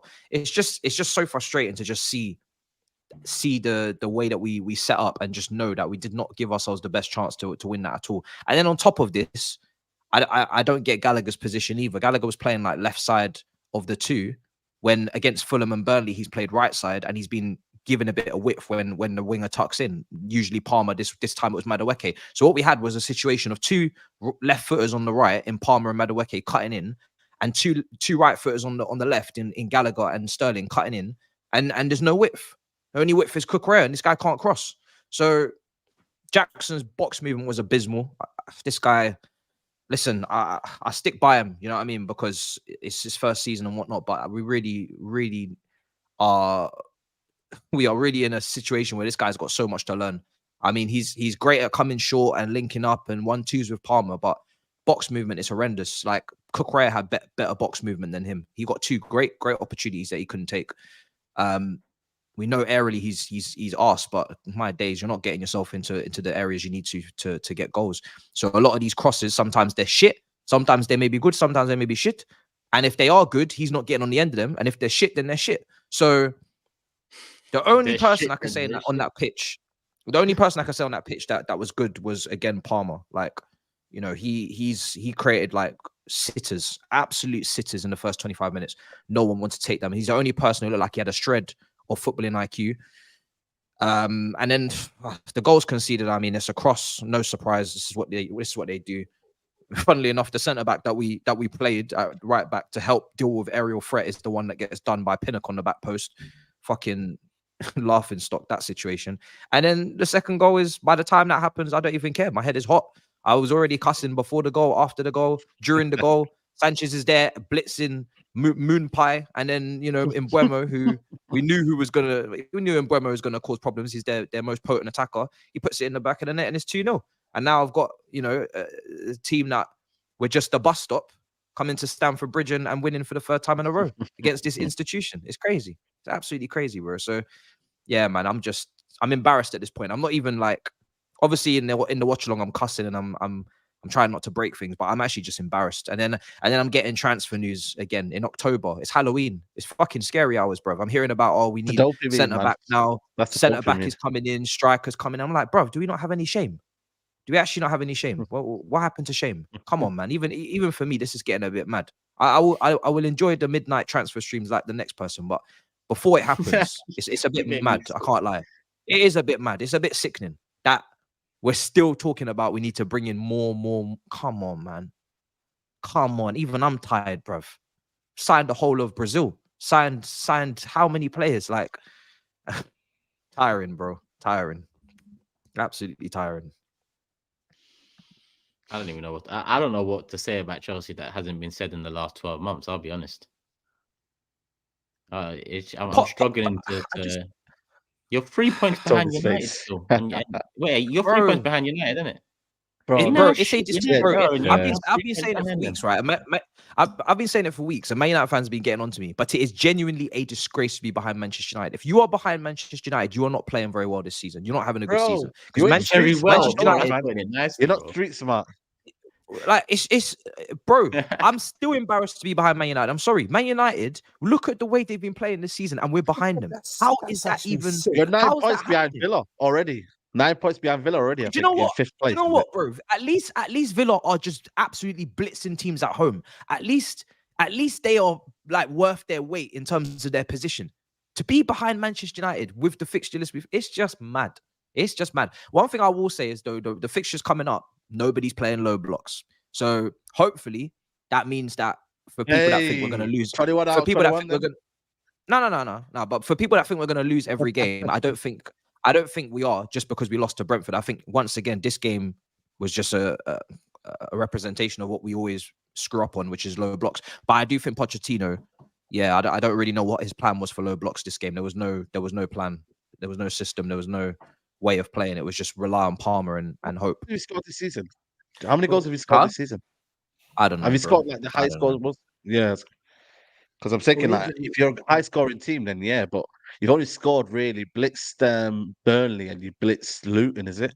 Is that the only No, I'm teams not you talking blitzed? about Really? scoring. I'm talking about creating chances. I'm talking about actually like Okay. constantly knocking But on you the got to door finish them, against right? You against got to finish Aston them, right? Villa. Yeah. Of course you do, yeah. But we're shocking at finishing. That's on the players. But in terms How of the many chances, how many teams are gone. gonna create? How many teams are gonna create like bucket loads of chances against Brentford? The way they play against the bigger sides, they literally their setup is by design. They're designed to make it difficult to break them down. And I just feel like you're right, Poch. I think definitely could have done better with the starting 11 and some of his substitutions. But at the same time, I'm also looking at your team. I'm just like, why? Why are you not scoring? Why are you not creating enough chances? Like, this is 3-4 seasons on the trot now, where we're still talking about your guys putting the ball in the back of the net. We're still talking about Chelsea chance creation in 2023. Still. Come But on, the man. chance creation for me is on the manager, because it's your job. And I've said it before. If you set up your team to create loads of chances and they miss all of them, fair enough. But he did not set that team up to create a lot of chances against Brentford for all the deficiencies in that team. So for me, he has to take responsibility for the lack of. But he doesn't, and I agree with you, Matisse. He doesn't. He doesn't do this. I know some of you are big fans of Pochettino. Just say my name, bro. Don't say some of you. Just say my name. Talk soon. It's hilarious. Just say my name, bro. but in my opinion, he's not by nature what's the word? A percentages manager. Like he's by nature he's a not lose. He's more from the Mourinho school than as a pragmatic. My brother SAEED Spadmiji. Got you. Yeah. Pragmatic. I think he was inspired by Bielsa, no? He's certainly not took any inspiration from him then, if that's the case. He needs to be, especially knowing what he's coming into with Chelsea, which was all about creating chances. I think his resume would have been make us more potent up front. I think that would have been, because you've had this issue. His resume would be to develop the players as well, massively. But at the same time, and two things can be done at the same time. Great managers do. Toby's right. We're still 2-3 years, like 2023. We're still talking about Chelsea not being able to score goals at home or anywhere. Okay, you might score the odd goal away from home. You're set up. You've got pace on the attack. Mudryk and Sterling, whatever. But it's frustrating, man. Like even from a Chelsea fan, like watching you guys play, it must be like dead boring. Like it must be frustrating. You're not actually not a good watch, and that's frustrating, man. As a Chelsea fan, mad. The right back one is actually like puzzling, and he's done that a couple times this season where he's got he's got a plug and play solution for a specific role. Yeah, and he's just doing something stupid. It's like Chilwell. He did it with Chilwell at left wing. Chilwell when he had left wingers available, then he put Chilwell there. Even when he had some left backs fit, he's still playing Cole left back. And then the Sassy one, I didn't even know until I did the touchline pod yesterday that Malo Augusto was actually fit and on the bench. I just thought, Reece James has obviously just come back from injury, so he's managing his minutes. But then I saw Gusto available on the bench. I was just thinking, what the hell is that about? When you need to stretch Brentford, everyone knows with Brentford, when they go 1-0 up, especially like when it's 0-0, they're very solid. When they go 1-0 up, good luck finding space where you're not trying, where you don't really have that ingenuity, right? You have to basically stretch the pitch as much as possible. And I just felt like watching that Chelsea game, just a lot of huffing and puffing, man. It's just, I don't know, like to your point, I think I'm looking at this Chelsea run and I don't think they're going to lose every game. I think Chelsea will pick up a lot of points. And I think it's all about a lot of points. No, sorry, not a lot of points. I do think Chelsea will pick up some points, right? What I meant to say is I think a lot of Chelsea's performances over the next couple of weeks will be dependent on the type of teams they're playing. Like to Matisse's point, like the game against us, most people will be thinking we're going to steamroll them. I don't think we're going to steamroll them. I don't think that we're going to steamroll them. Don't change your tune. Stop this now. No. Listen, hear me out. I don't, because when you look at Chelsea, when they're not chasing the game, Grizz, you've not beaten us in 3 games, you know. They're quite You know that, Grizz. No, I'm not. Why are you talking about me? Why are you talking about me? No, because TOBS is actually about to come in balance. Then you've not beaten us in 3 games. Don't forget that. You've drawn against us every single time in the last 18 months. So don't go anywhere, please. Don't go anywhere. I'm still going to back Spurs to win the game. But what I'm saying is that's going to be a very tight match because that suits Chelsea to a team. When you've watched them this season, when they're not chasing the game of football 1-0 down and throwing everything at it, right? They're quite resolute, right? They're quite resolute defensively. I looked at your defensive numbers. I don't think you've conceded that many goals this season whilst they're creating chances. Their problem for me is they just can't finish up the ball. And when they are chasing games and the pitch does get stretched, then you start seeing them leave all these mad open gaps. Like I look at the Brentford game. Brentford could have scored 3 or 4 goals. And we're talking about a team that basically were dominated for the entire first half. No, it's clear that they played us our own game. They hit us on the break. Yeah, it's so clear what they need in January next, Ivan Toney, man, because the kind of blueprint for what Pochettino is doing is there. I can see it. Like, you know, got a good midfield. You know, their attack is decent. You know, and Kunku's going to come back. They just need a goal scorer. And I'm sorry, but this Jackson Martinez had a little bit of a purple patch, you know what I mean? He ousted Marie. Purple patch? He's not Jackson Martinez. Martinez. Colombian, that's not a purple patch. That's a brown patch. No, Jackson, yeah. Because you know what it is? He's Senegalese, but he's got a Colombian name, bro. So I keep thinking of Jackson Martinez. He's Gambian, bro. He's not Senegalese. Yeah. He's Gambian, bro. I'm pretty sure he's Gambian. I swear he's Gambian, isn't he? Nice. I don't know, bro. I'm not gonna lie. I don't know. Have I got that wrong? Senegalese, he's Senegalese, isn't he? I thought he was Senegalese, Gambian. guys. Because I'm not gonna lie. I don't know. Bro, he's got a Colombian name, bro. No, he is Senegalese. You're right. He's Senegalese. Bro, he's Senegalese, man. But I keep thinking that he's got a Colombian name anyway. But anyway, I think it's clear, man. Listen, I just want to let you know Jackson has more goals than Haaland, Rashford, and Anthony combined in the league. But when you're calling him Jackson Martinez, I want to hear the same slander names for your guys. Yeah, make sure you that just called your own you player got some Jackson names. Martinez. That's crazy. Hey?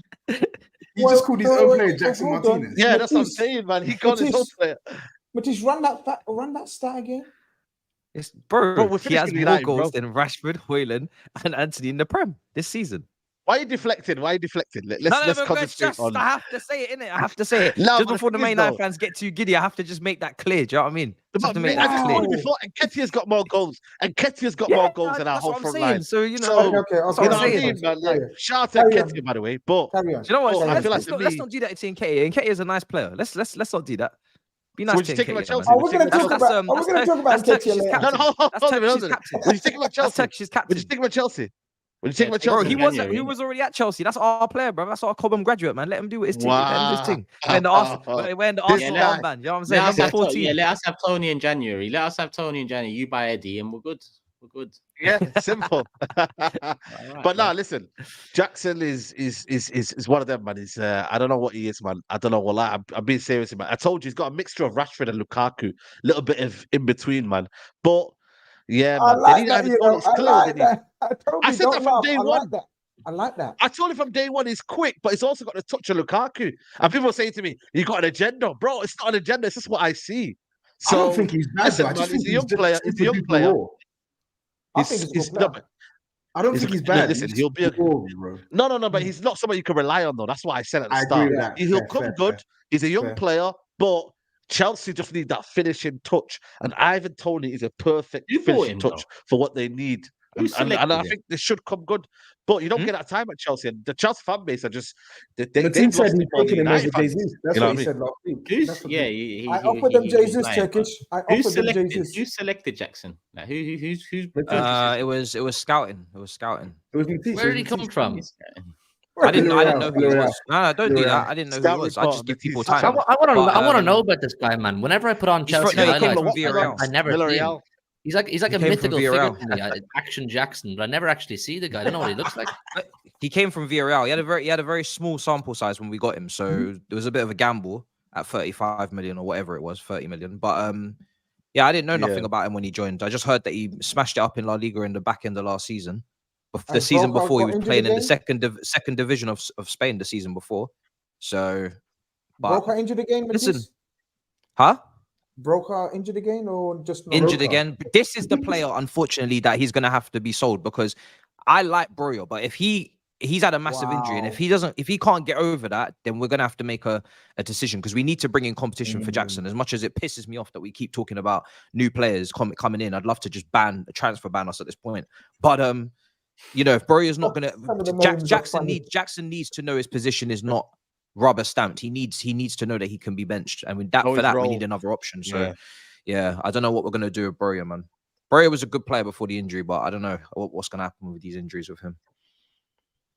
Yeah. Did Disasi have a good game, by the way? Was Disasi play, by the way? No, he didn't. No, he didn't have a good game. No, I don't think he had a good game. No, but he was playing out of position. That's Poch's fault. He should not have been playing at right back. He's not a right back, especially against a low block. He's not a right back.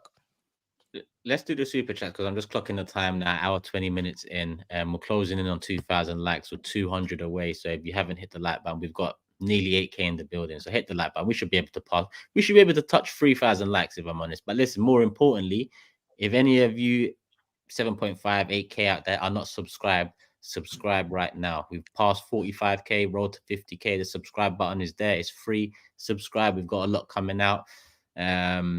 So make sure you're here and follow us on the socials at The Big Six Show, Twitter, Instagram, TikTok, and Twitch. All of those platforms will be consistently in use moving forward. So make sure you're following us there and show some love to Manscaped TV 620, 20% off. Black Friday, Cyber Mondays round the corner. So you can add that code onto it as well and grab something for yourself, your partner, your friend, child, whoever. Use the code TB620. LJ said it's peak at Stamford Brothel. Brentford have won 3 in a row there. Matisse looking like prime Steve Urkel on Saturday, cutting his stream early. Bro, is it another little stat? Sorry, Turkish. I've been told Brentford have more wins at Stamford Bridge than Chelsea this season. Crazy. Is that right? Yeah, I mean, they've beaten us the last 3 games at Stamford Bridge. And we've got 1 win in the last 12. They must have played us twice. Well, Harley, that's I told us it's not our stadium anymore. It's not our stadium. We need to move. Share stadium with Fulham. Craven Cottage share. Yeah, it's not ours. Clearly, it's not ours. We don't know how to play in it. So we have to hand it over to someone else now. So how have you gone from the stadium share with Craven Cottage? How you go from the pride of London to you can't because even, the standards in London are really low. Yeah, because this. I'll tell you why. If we was in Manchester, we'd be screwed. If we was in Liverpool, we'd be screwed. But hold on, let me land because you keep asking me this question. Hold on, let me land, please, because you got the biggest bar in Europe. Because the standards in London are so low, right? That's why we unfortunately still have the tag, because a top left over there has not won a Premier League in 20 years and hasn't won a Champions League, and you. Brother, I mean, we'll not even address you. You was arguing with hold on a second. You were arguing with Lawless about Conference League European heritage last season. A West Ham fan. So unfortunately, we know exactly how we got here. Do you know what I'm saying? If any of you two want to do about it this season, though, you want to win something major, let me know, though. Yeah. If you want to win something this season, though. You can say all of this. You can say all of this. Bro, if you want to win something this season, do it. Yeah. If you're bad, if you're bad, win something, bro. Do it. Talk about us. Are you Mr. 1 billion? No, you £1 billion pounds spent in a calendar year, bro. Are you going to? We on house arrest over here, bro. We on house arrest. Come take this tag, bro. That's what I take this tag, bro. You can tell. This is how I know you're like Ten Hag right now. You're desperate, so you're literally throwing mud at the wall and just seeing what sticks. Yeah, we're talking about how shit your club is, and what you want to talk about is, oh my god, look at our trophies. No, you asked. Look at our trophies compared to. No, you asked, bro. All I asked you is this. How have you gone from the pride of London to you're not even comfortable in your own end? And that's your response to me. You can't even give me a reasonable answer on Chelsea. All you care about is, oh, my chest is bigger than Spurs' and Arsenal's. That is a man on the edge. You are on the brink, brother. You have been fighting for your life for 10 months straight. You have been watching your team in mid-table. Now you're even getting bashed up by Brentford at home, and you want to talk to us about trophies. Brother, focus on the mess in your backyard. Stop looking at our trophies and our cobwebs. Focus on the webs. You got him right where you want. I got him, bro. Because I told him what it is. You go up in the beast. Pride of London. Because you know what? Let me tell you something really important. Because Yeah, if go we on. go through this, if we go through this terrible period and we still win a major honor before Turkish's club and before your club, oh, you will never hear the end of it. Oh, you will never hear the end of it. If we win something significant, if we win that Carabao Cup, yeah, and you end up trophyless again this season, if we win that title before Arsenal, you ain't talking to me about Carabao If we Cup. win that You ain't title talking to before me about Arsenal, Carabao Cup. I am going to spin. I dare you lot. I dare you lot spin win the block. Carabao So Cup and try to while talk we're shit. down, to Spin us. it. While we're Spin it, down, bro. no, I'm talking about Tottenham. I didn't mention to Carabao Spin Cup to it. Arsenal. I've been there before. Whilst we're I've been down, there before. whilst Arsenal did the same thing Bro, 5 years ago. let me tell you something. Your best ever Bro. pick. Spin it. I don't care. Bro, Spin it. whilst the stocks are Spin down, it. make sure you capitalize, bro. Because if you don't, I will be there, bro. I will be back. Be there. Be there. It's nothing I'm not used to. Spurs ain't won a trophy in what, like 15 years. I've been there, bro. I've been there. So come, give it your worst, bro. Give it your worst. You can't really get to him too much. Give it your worst. Arsenal's the same thing you're telling me now. Arsenal fans have been saying it for the last 5 years. Your best ever period, and we still won more trophies than you. I've been there. So what else are you gonna throw at my face? Go on, tell me. Go on. Tell me something I don't know. Guys, Thursday. Go on. What's your end goal then? I don't understand. It's a must watch suddenly. Matisse is realizing it's coming. You can't kill a man that's already dead, bro. It's done. Exactly. Yeah. It's smart. No, that was wild, man. I was looking to come in hard. Oh, that's pause. That I was looking to come in like strong. And you know what? I can't. Yeah, that's man. You know what? Forget it.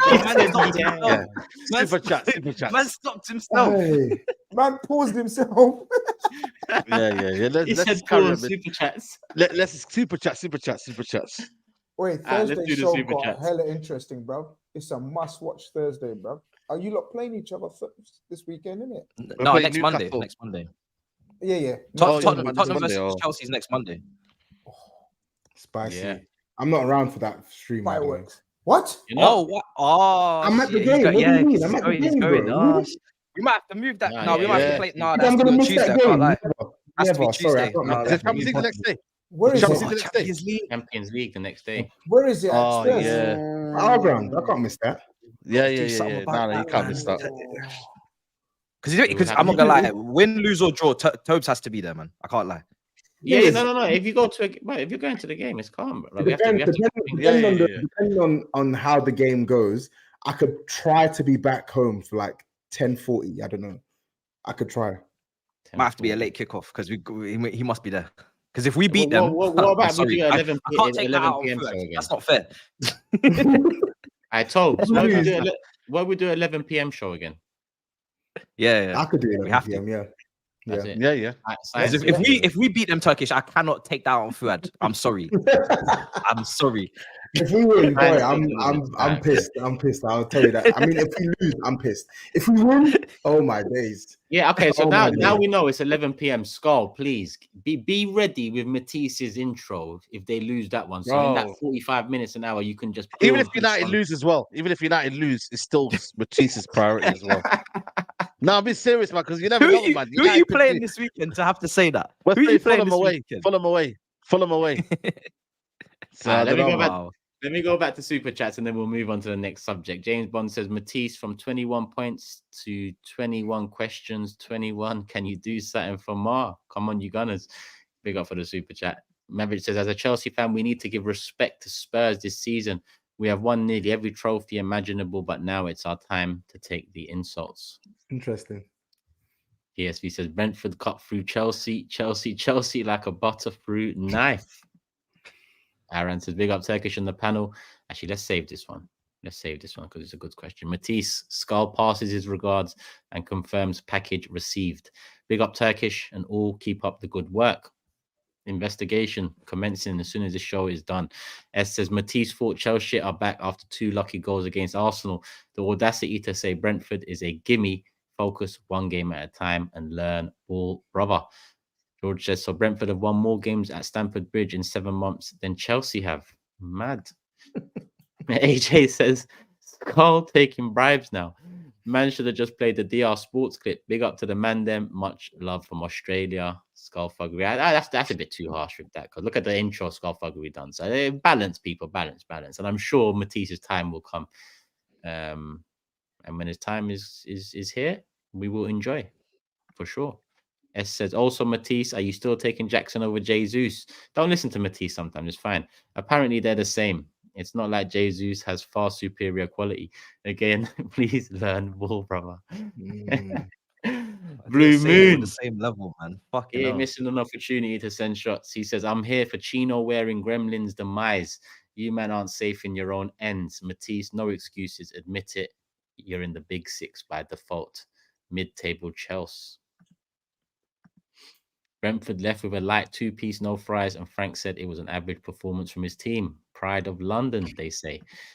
And Z says, Chelsea fans had the cheek to say no to Vlahovic with Michael Jackson up front. He deserved all of this. Vlau scores 20 plus with 120 million Penzo behind him. Tony Starks, when they lose to us on Monday, they'll be 17 points behind after 11 games. That's crazy. We will be there. We must be there. We will be there, man. Please, boys, just win that game. 17 points. Please win that game, That boys. is fucking sick. Please. Jesus If he Christ. says, what do you think about Mbomo? In my opinion, he's ready for that step up. Good work rate, has a shot on him, and a decent pace. Good rotation option for a top team. Good rotation option, yeah, but I do think he's comfy. I think he's nice. Yeah, man. I don't know. I don't think about a move for him. I think he's good. Nah. He's got to move, man. He definitely got to move. Yeah, man. he's got to Who move. though? I'm not being wild. I'm not being wild when I'd say I'd look at him if Salah's. I think Liverpool should as well. Yeah. I would have looked at him. He was one of the names I mentioned that we should have gone for instead of Brennan before we signed Brennan Johnson. I would have been calm with him, Buemo. Actually, when I think about He it, goes on a run now. Man plays like Toby, you know. Man plays like Toby on our pro. I think he goes on a run and then he stopped for a bit. I've upgraded my player. Yeah. Don't worry about that. Aye, listen. Watch. You're ready, yeah? Next time we play. I've changed the build. Trust me. Don't worry. What rating are you now? It's not about the rating. It's about my skill set. Don't worry. Trust me. My build, everything.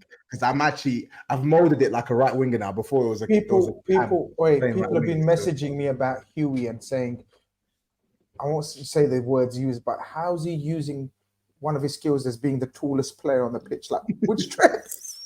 They say, why? No, I'm not with this, man. Hughes actually bagged the goals for us this season. No, but he's scored goals, though, man. Why is he the biggest? Yeah, but they say you're trying to play football and he's like 8 foot.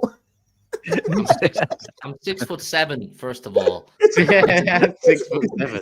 You need to learn how to use him, man. Get in behind, play the crosses early, and I'll run up, bang. You know what I mean? Okay. Erling Haaland type thing. Come on, man. None of this find you. bullshit. We want you're a Man City fan. We expected you to come with that beautiful game approach. You grew up on Sergio Aguero and Carlos Tevez.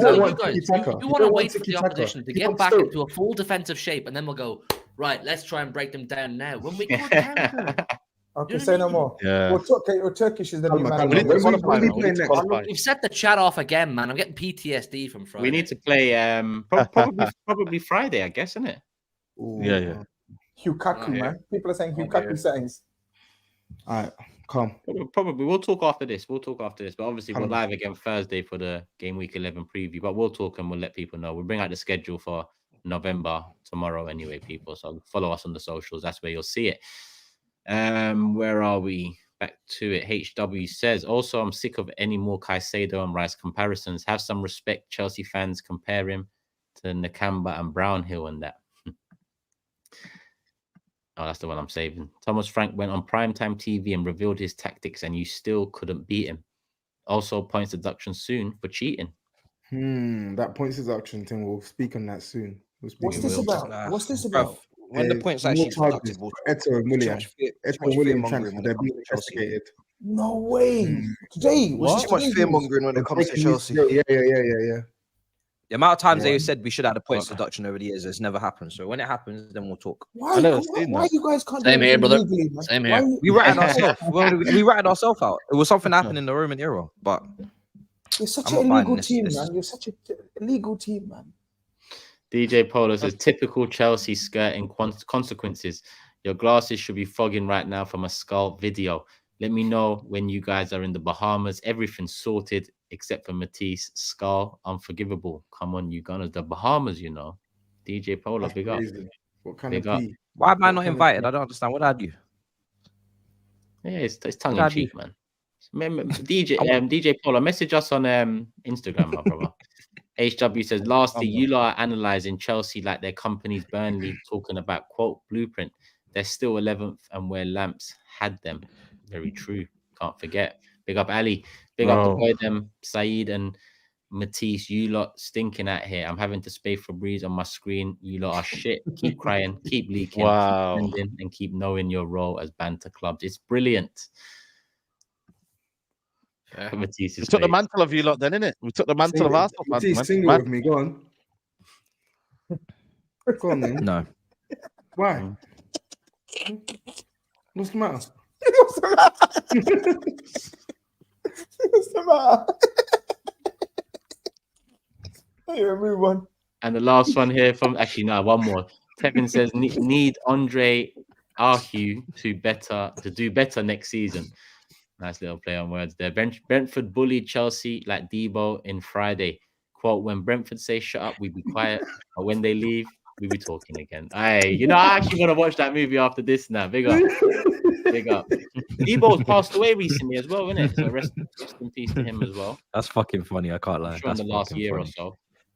But what a classic. We move. By move, I mean three more results. Liverpool, Forest, easy win. Arsenal, Sheffield United, easy win. Tottenham, I'd say relatively easy win. The scoreline would suggest it might have been tighter than it was, but it wasn't. Do we talk about one of these three fixtures, or do we talk about Messi winning yet another Ballon d'Or? Fixtures, mate. Fixtures, yeah. I'm easy. Ballon d'Or, man. What, Hugh, you ain't got nothing to say on that, no? That's my goat. So I'm not giving that politically influenced bullshit award any airtime, man. Pardon me, Huey. This is me and Huey on the same side. This one, brother. No, but you man have to understand. No. With all due respect, I believe Haaland deserved it. Like, that's what I think. Haaland deserved to win the award this year. But Messi, as long as he's on a football pitch, he is the best player in the world, and he's winning it because of that World Cup. He had a country on his back. It wasn't like it was similar to the ones I hear about with Pele and Maradona. It was similar to the one with Zidane until the final where they won it. It's not like a Spain win in was it 2010? Germany. It's not like a Germany win in 2014 where it was more team based. This Argentina one was Messi. How old is he? 35? Was he 35? Yeah, 35. Yeah, I think now. Yeah. That's crazy. And the last piece of a now perfect puzzle, it's just I can't lie. I mean, if there's anyone, the final Infinity Stone. That's just a fairy tale story. Look, the Ballon d'Or now is a season-based award. It's about the entire season. I don't know. Listen, I'll tell you about Messi now in a sec, but I don't know how you can't give it to the 22-year-old who comes to the Premier League in his first season, wins the 3 trophies: Champions League, Premier League, FA Cup, breaking every record under the sun, 52 goals in all competitions. I'll tell you about Messi, right? I agree Messi is the best player we've ever seen. What they should have given Messi is what they gave Di Stefano, the Super Ballon d'Or. It's only been handed out once ever. It currently sits in Real Madrid's trophy cabinet. They should have given Messi the Super Ballon d'Or, let him walk off into the sunset, and let the new man on the block start the era off properly. Erling Haaland, I'm sorry. How can you tell kids nowadays the beast of a striker who scored 52 goals and won everything, didn't win Best Player in the World award, but Messi, who fucked off to America, had a crap season with PSG pretty much, gets Ballon d'Or because everyone wants to see the fairy tale come to an end? Give him the Super Ballon d'Or. Let him be crowned the greatest of all time. But if you're going to do it as a season-based award, give it to the guy with the best season. Do you know what? This is a case of can I just say, the best player. I agree with Huey, though. You know what? Player. This right? is And you said Messi had a bad season. No. He said Messi had a bad season, right? So let's go to this bad season that Messi had because PSG cracking out the Champions League mean. I don't care what you read. It's not topping Haaland. It's not topping Haaland. What Messi did for Argentina in the World Cup was more impressive than what Erling Haaland did for Man City, right? It is harder to do what Messi did. Yes, I'm going to say it. It is harder to do what Messi did for Argentina than it is for Erling Haaland to play for Man City. And that's not taking anything away from Haaland. It's not. I'm sorry, it is not. When you play for Man City and you are a world-class striker, you're going to score goals, right? You can be the best player in Argentina and you still won't be, it still might not be enough to drag Argentina over the line. It's a World Cup. He's 35 years old. He put the country. Okay. If you want to do fairy tales, Tobes, let's do fairy tales, right? Hang on. Let me land. Everyone wants Messi to get the final Infinity Stone. Hang on. Let me go. You go. Let me go for it. Everyone loves this fairy tale story about Messi. I love it. He's the best footballer of all time. He's my favorite footballer of all time. I'm with it. That's why I said give him the goddamn Super Ballon d'Or and let him fuck off to America, known as the best of all time. Here's another little fairy tale you won't care about unless you're a City fan. We couldn't win the fucking Champions League for life nor death. No matter how much money we threw at it, no matter who we brought in, what manager, we always failed. This guy was brought in to be the final piece of the jigsaw, and he was. He won the Champions League for us. He's that important to us. We don't win the treble without Erling Haaland. Every record Alan Shearer ever set, Harry Kane ever set, Mo Salah ever set, Gary Lineker, whoever. Haaland fucked them all up. He left them all behind in one season. Oh, so he won it for you, yeah? He did? Did he score in the final, semi-final? What did he do in the final? Finals hype. But I'm gonna keep it on. If he won it for you, what did he do in the final? What did he do in the semi-final? Okay. Well, then give it to Rodri. Don't say give it to Rodri,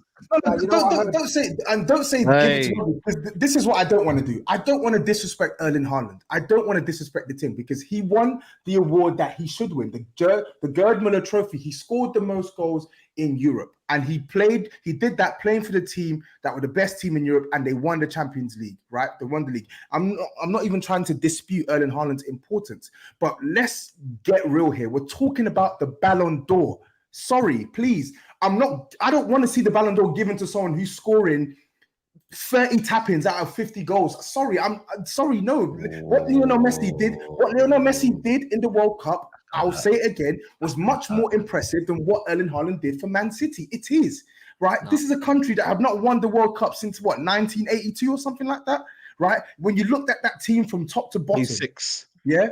86, sorry, whichever it was. When you saw that team in the first game against Saudi Arabia to where they got to, against all the other teams that had stronger squads, and you're telling me that it's a travesty that Messi's won it. No, it's not a travesty. And you're talking about him playing in MLS. He's playing in the MLS and he still looks like the best player on the planet. When he plays for Argentina, he still looks like the best player on the planet. Sorry, I'm with Toby. Winning this Ballon d'Or. Sorry. I'm with Toby. When you watch both players play on a football pitch, there's no way on earth you can justify.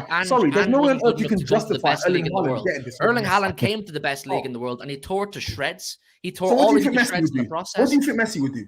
If Messi played for Man City, what the hell do you think he would do to this league? Well, that's all ifs, buts, and maybes, mate. That's hypotheticals. It's not ifs, buts, and maybes because he's done it every week. Don't do ifs, buts, and maybes. Shit. Goddamn, bro. Listen, I get you're a Messi stan. I respect him, man. Messi's my guy too. But if we're talking about a season-based award, Haaland had a better season than Lionel Messi. The 9-month period, Haaland had a better 9 months. It's just simple. It's not hard to understand. Which is more campaign, European campaign, statistics. The only thing Haaland doesn't have is he doesn't play for a country that's good enough to play in the World Cup. No. Because he didn't carry his country like Messi did. Messi carried his team to the World Cup, then he carried his team at the World Cup. The Argentinian team shits all over the Norwegian team. It shits all over it every time. I see Odegaard there. I see other players there. Hey. Odegaard, Odegaard, man. Respect Odegaard playing, man. Odegaard don't turn up for Norway. He don't turn up. Look at his stats. He's never scored for Norway, I don't think. Why? Does Haaland turn up for Norway like that? Check their last game. Haaland scored 2. Last game. I'm talking about turning up. Haaland has something like 28 goals and 28 appearances. I've seen Robbie Earle and Marcus Gale take Jamaica to the World Cup, so I don't want to hear that fucking Haaland. Haaland averages a goal a game for Norway. Robbie Earle, that's a throwback. Man said ESPN. I think Haaland's at a huge disadvantage. Guys, when it comes to Ballon d'Or, I think Haaland is at a huge disadvantage. And it's the only disadvantage. Of course, we know that, but there's what's the disadvantage? I'm talking. But obviously, Messi's the goal. No. It's none of that. So what is it then? He don't play for a big club. Politics. He don't play for a big club. Oh, If Haaland played I for, was going to take it to this angle. Nah, That's you are.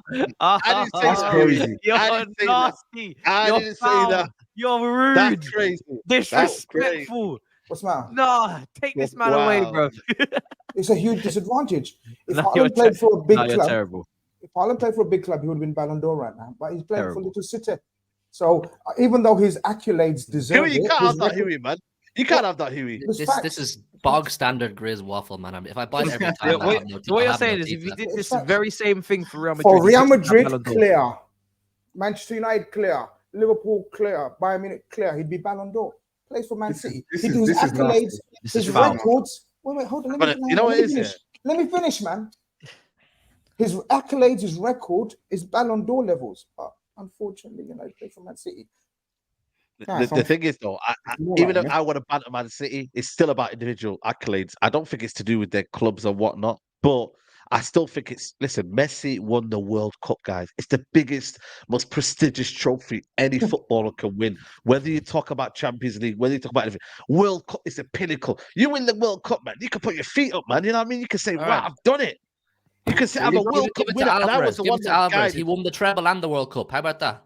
No, but Treble and the World Cup. he I know what Messi I think was 16, 17 goals and all comps for Messi. us last Yeah, season. but he was No, a no, side no. man. No, You no, can't give a let's be side quiet, man. man. He was Sorry, a sorry. All right, how is You know what? If I was No, an no, I Argentinian don't wanna go there, I international don't wanna player go there. watching this That wasn't stream, my I'd point. feel a bit disrespected. Why- You're acting like this no. Argentinian team is just full of bums, Oh. mate. If they had no Messi, they would still would have had a good chance at winning that World Cup. Oh, stop They it. would have. Whoa. Look at that Argentinian team. You It's are stacked. disgrace. It's stacked. Oh my you days. Hold on, You are we saying that are Martinez, You're a disgrace. Romero, I want you to know you are Oh, disgrace. your boy Romero. McAllister, You got Di Maria. Alvarez. You got Enzo Yes. Fernandez. You got who else What's is he there? They Let have me- good players. What's he cooking? Come on, What's he man. cooking? Let him cook, man. Let him That get Arsenal. Argentinian no. team Let is him solid, get right? Arsenal, man. Let him get Okay, Julian all right, so Alvarez. Let's flip Oi, it. Let's flip that was it. a bad So boy why- Argentina team. Why should we rate Erling Haaland so much when you've got Kevin De Bruyne, Rodri behind him, John Stones? You told us Gundogan is one of the best midfielders in Premier League history. Hey. You've got all these players in your team. So Damn. the same logic. Why is Erling Haaland so We're special? talking over skulls. Because Yeah, Erling absolutely. Haaland did it for 9 months, every week, twice a week. Simple as in 3 Did what? competitions. What about Messi turned 6 up for weeks? 4 weeks According in to you, Qatar. Bro. what? Are you Those kidding players what? me? They were playing hockey? They were playing what? Basketball? Those, man, the You know how- glazing by the way, is by the way, insane. Your own The by the way, glazing guys, is Yeah. insane. guys, Your own logic, No, bro. hold a minute. You know how crazy it is, though? Do you watch tennis, yeah? Them man train all year round, yeah? And they have to, in a Grand Slam, yeah, in 2 weeks, win it. Do you know how mentally that is hard, yeah? You've been training all year, but mentally you have to be strong enough for 2 weeks of your career to win a Grand Slam. And they don't come often, you know? This is the same as a World Cup. You are there for 4 weeks, but you have to be mentally strong every single game, back to back to back, and perform. And that's what Messi does over a long period of 9 months, where you might have a goal drought, you might not, you might score 4 games and you score 12 goals, but in a 2-3 week period, you have to be mentally resilient. And that's what Messi did I for swear them they 4 lost. I weeks. swear they And lost that's that why he first game. deserves. So they didn't win every game back to back. Didn't they lose to Saudi Arabia first game? No, but I'm They just did, saying. they I'm did, just they saying. did. Okay, they had a setback, but Right. still, Okay, they how were about this? resilient Manchester throughout, City. and he was Manchester City part of played it. Shit, so 57 man games saying it's throughout the not 7 season. games, it's They got 6 a now. 1 week period to win the treble, the FA Cup and the Champions League. After 57 games of week in, week out, you get to that one big week. You could be Huey. fucking bollocks. It doesn't FA Cup, matter. That's where you final he make didn't score in. history. Damn. Do you know what it is? Until Messi's playing football, forget it. Yeah. When he stops playing football, then we can have this conversation. And yes, then the Ballon d'Or will be played between Mbappe, Haaland, the new Yeah. generation. Until Messi is playing football, that trophy will always be given to him. Why? Sorry, I Come just on, wanted to. I just wanted to. Politics end as on well. this. No, Huey, I agree with you, He Huey. In hasn't. terms of politics, and what's the word? The dream thing. You know, it makes sense, and that's what. This is his last one though. Has to be his last one. Has to Give be his him, last. It is give his last him one. Di Stefano's Super Ballon d'Or. I Tell agree him with you that get as well. this award. Just, Give him Di Stefano's Super Ballon you know d'Or. what? Hugh makes a good point there. I can't lie. I think agree with that. I agree That with should that. be given man. to him. That should be given to him next year. Just give him a super one. Just I for believe his. he's the agree. best of Give all him his time. own I'm one. Give fully him his with own that. one. 'Cause I he's- agree with that. And I that agree with creates that. a bit. All Now I'm we're going to say, Yeah. just to finish off, right? Like all jokes aside, obviously Haaland, elite, world class striker, right? But he's a striker. The reasoning behind him being in contention for the Ballon d'Or is a different reasoning from Messi. Haaland scores goals to win games, right? Messi scores goals to win games and runs those games. And he won the World Cup. Come on, man. Come on. Let's be real, bro. Messi just scores goals. Call it what it is, sorry, man. Haaland. Please. Come on. You're never gonna win Hugh over, because I remember when Ronaldinho won it ahead of Henry. Yeah, if I take my bias out, Ronaldinho in terms of being a footballer, how can you argue against him not winning it? But because I support Arsenal and I seen what Henry did for us, then I'll never forgive whoever gives out this award, because Henry should have won it, and I'll argue it, no end. And it is a similar kind of one. Well, Henry's clear of Haaland and Messi's clear of Ronaldinho, but it's similar in a sense where one player plays the club. And I hear it. It's the same when Lampard came second for us. Rough, tough times. We do. I'm saying that's crazy. What are you doing? What are you doing? Let me ask you. What are you cooking? Let me ask you one question. At the end of the day, man, football's still subjective. You know what I mean? Everyone's gonna appreciate different things. And SAEED, you're talking shit, man. It's Haaland just scores goals. At the frequency he scores goals, you can't say that. Goals wins games. But that's what I said though. To what Toby said though, he creates. Messi's got more about him. I'm just looking at what Toby said. That's all it was. And to the people saying Nedved in the chat, Henry came second to Ned, because back in the day it was Ballon d'Or and World Footballer of the Year. Yeah, Henry finished second, and the World Footballer of the Year was the more renowned one, if I'm not mistaken, back then. Ballon d'Or, I think Nedved finished first, Henry finished second, and then the World Footballer of the Year, Ronaldinho finished first, Henry finished second. That was the one that was held at that time higher than Ballon d'Or. Obviously, we don't have that no more. Let's do the joke thing anyway. When Alisson's not in the top 10, it's a joke thing anyway. So we're giving it too much. Oh, here we go. He had to get that in somewhere. But let me ask you. Let me ask you. What about Salah as well? What about Salah as well? 11th or something. 11th, you know. I think. Let me ask you a question before we see what the chat's saying, because I've got 13 super chats here. We've got about 10 minutes or so left. The prediction table too. One question. I saw a super chat come in earlier on it. Just one name. No debate about this. Just one name. Yeah. Who wins the Ballon d'Or next? Haaland or Mbappe? Like, who's the first one of those two to win it? Hugh. Easy. If Mbappe stays at PSG, I think Haaland. But if Mbappe goes to Real Madrid, I think Mbappe. SAEED. Mbappe. GRIZZ. Gonna go to a big club. Mbappe. Well, PSG. Let me start the debate. Go on, TOBS. Mbappe for me. Euro 2024 is coming up, so boy, he's gonna cook there as well. Mbappe. Matisse. No shout for Bellingham, no. That's what I was gonna say. Bellingham's a shout, bro. I might go with my English brother. I might go with my English brother. You're not changing your mind this week, right? We asked the question last week, but big club. 1 week later, let's give Bellingham time. But Haaland and Mbappe they've been banging for a few years. Hey, Jude. They laughed at us, GRIZZ, man. They laughed at us. Hughie, we explained it to them last week. We are laughing at you because you both said, "Hey, Jude," and neither of you have him. And now he's a fucking winning. Long day. Big L. That's disingenuous. You made 56 transfers since then, man. Shut up about transfers. Yeah, man. Shut up, man. That all your club knows. That must hurt, They're united in hurt. They're united in hurt. You two are hurting. They're united in hurt right now. Excuse me. We have the Hungarian Gerrard. Have you seen him play football? Oh my God. Okay. Who's your answer? Such a disrespect. It's tough, man. Because City will do more than PSG in domestic. We win another treble actually, and Haaland doesn't win at that point. Then I'm gone. I quit the show. I think for 2024, Haaland has the better platform to win it because he's gonna have. I'm gonna go Haaland. Yeah, I'm gonna go Haaland because they got a better chance in Champions League. I think the only thing Mbappe has on him is the Euros. Yeah, that's what Haaland said, right? Look at the Euros. The Euros. Yeah, I'm going with Mbappe. That's a shout, That's a shout. PSG team is not looking great. Yeah, they stink. They stink. He's not going to be at PSG though, we know this. He's not going to be.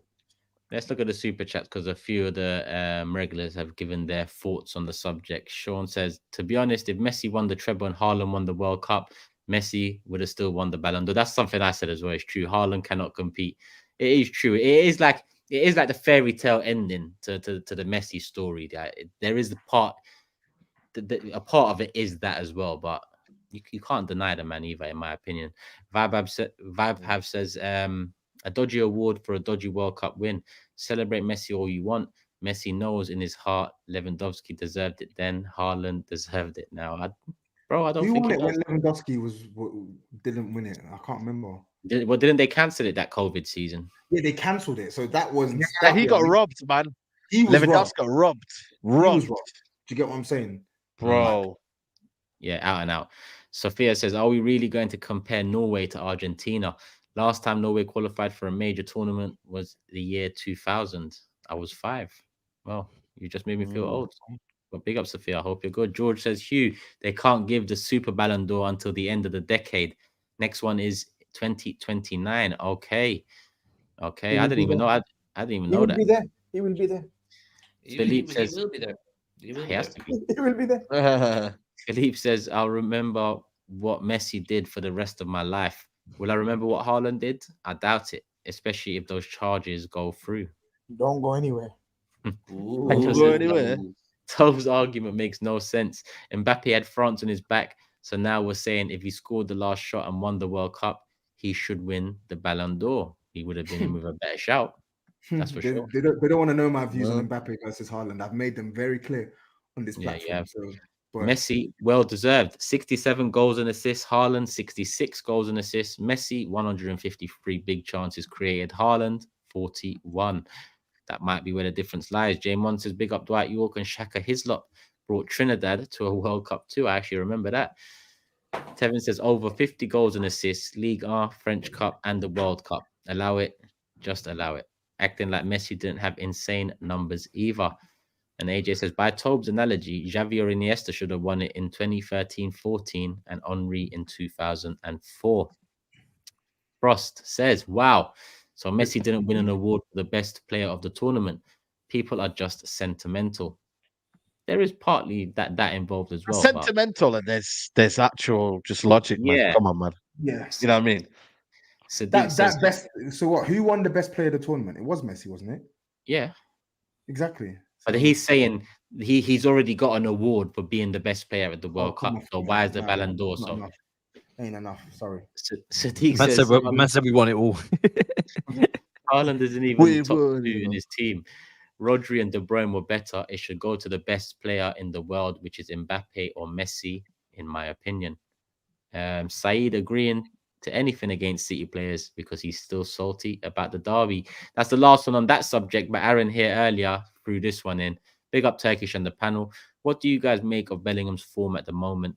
Genuinely think this guy has the potential to be an all-time player. Aaron, I think a couple shows ago, GRIZZ brought it up and we all pretty much agreed he's the most player in the world at the moment. Crazy right now. That's for sure. He scored at the weekend. You know, oh my days, bro. You know what's mad about the weekend, yeah?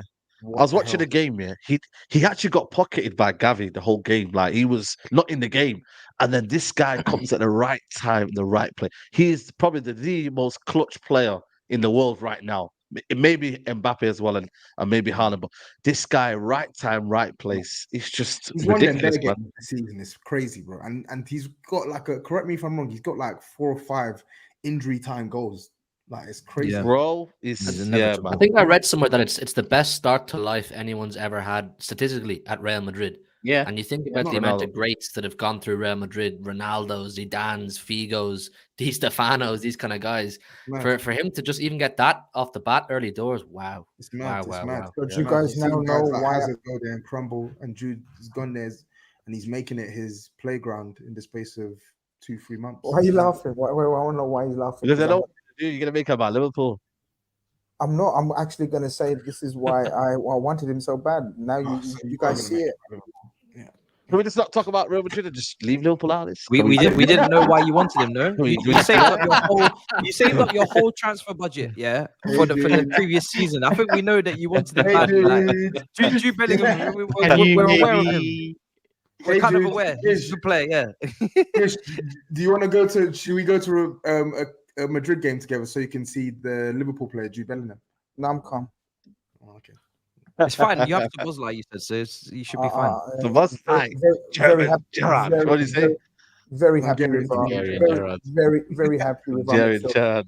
Watch football, you casuals. Watch football. Would you swap him? Would you swap him for Jude Bellingham right now? Watch football. Watch football. You Would you casuals. swap him though? Watch Chris, football. right off. That's not a question. That's not a question. I'll answer. No, that's a good question, man. You don't answer it. No, surely you're not swapping the Hungarian Gerard for You anyone. can't swap him, man. It's 2 hours, man. 2 hours done. Who'd you rather hate 2 hours done. or the Hungarian Gerard? 2 hours done. Speak soon. No. Let's start the next show with that question. Yeah, cool. Save it, Turkey. Save it because he's not Save it for next time. Long season. Watch football. Long That's season, what I'm long gonna say. season. Watch football. Can you watch us play, please, next time, Toby? Instead It's of supposed just like talking good. Like I don't know what you want to. Oh, he's good. Oh, he's good. Yeah. When did anyone say he wasn't good? I don't get your point here. When I 2 called him, hours. when I called him that, yes, yeah, 2 hours speaks. Last but not least, we've got the prediction table to bring up. Game week 10 prediction Man, I table. might be bottom, you know. Shit, bro. Nah, I'm bottom. I don't want to watch this, man. There's a bit of a change still. Me, He's Saeed, I'm bottom. Yeah, Yo, Hughie, Can't Hughie lie, I'm smoked. bottom. You need Show to it chill, to bro. me. Hughie, I don't want to see this shit, man. Hughie smoked everyone. I don't want to see this, you know. me, Can't lie. Saeed, and Matisse got a correct score each. Hughie got 3. Boom! Off the bottom. Oh, you all doubted me. Yeah. Damn. Nah, but it's tight, though. It's tight. Off the bottom.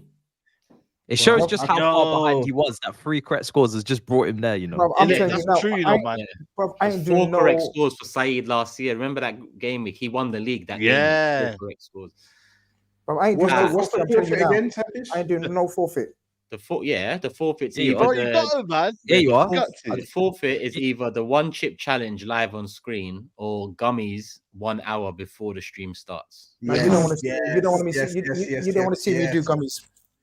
Yeah. That's fine, whichever. It's up to you which one you do, my bro. I don't mind. I'm just gonna. Wait, we making out me like me. I'm not No, doing. you're the one. Yeah, You're you're bottom, concerned. brother. It seems that you're giving it You're up. bottom. I'm not gonna lie. People need to start taking this very seriously because those 2 challenges are nasty. Take it from someone who's done both. in a short space Bro. of time. All right, listen, for the audio listeners, obviously we're on Spotify, all of that, Apple Music, Amazon Music, Pod, whatever one you're using, we're on there. I'm still top, 10 correct scores, 53 points. TOBS in second, 6 correct scores, 50 points. Matisse also 6 correct scores, but 43 points. He's in third. Saeed's in fourth with 4 correct scores, 42 points. Hugh with 3 correct scores, 40 points, and GRIZZ now bottom of the table, 1 correct score, 39 points. So there's a new order for predictions this Thursday. And remember, people, we are live this Thursday. I believe it's a 9 p.m. start. There shouldn't be no fixtures on the day. If there is Carabao Cup fixtures, then we'll probably be after that. But actually, you know what? Let me just quickly check for you now. I know. It's just Tuesday or Wednesday normally, aren't they? Tuesday or Wednesday, man. Carabao Nothing on Cups. Thursday, man. Yeah, Thursday, Yeah. 9 p.m. We're back. So prediction order has changed. I'll publish the table on the socials. And like I said, follow us on the socials, people. At The Big Six Show, Instagram, TikTok, Twitter, and Twitch. Me and Matisse will start co-op season solely on Twitch real soon. FC24 episode 5 will be this week. Keep up to date on the socials. Hit the like button on this video. We've passed 2,000 likes on the road to 3,000. But more importantly, make sure you're subscribed on the road to 50K. We're less than 5,000 away. The aim is to hit 50K by the new year and hopefully 100K in 2024. But let's get to 50K first and we'll worry about the rest. Hopefully you've enjoyed the show. Leave us your thoughts in the comment section after. We'll be back Thursday. Love for the love. And look out for the next Mank Talk too. Don't forget about that one. Peace. We're out.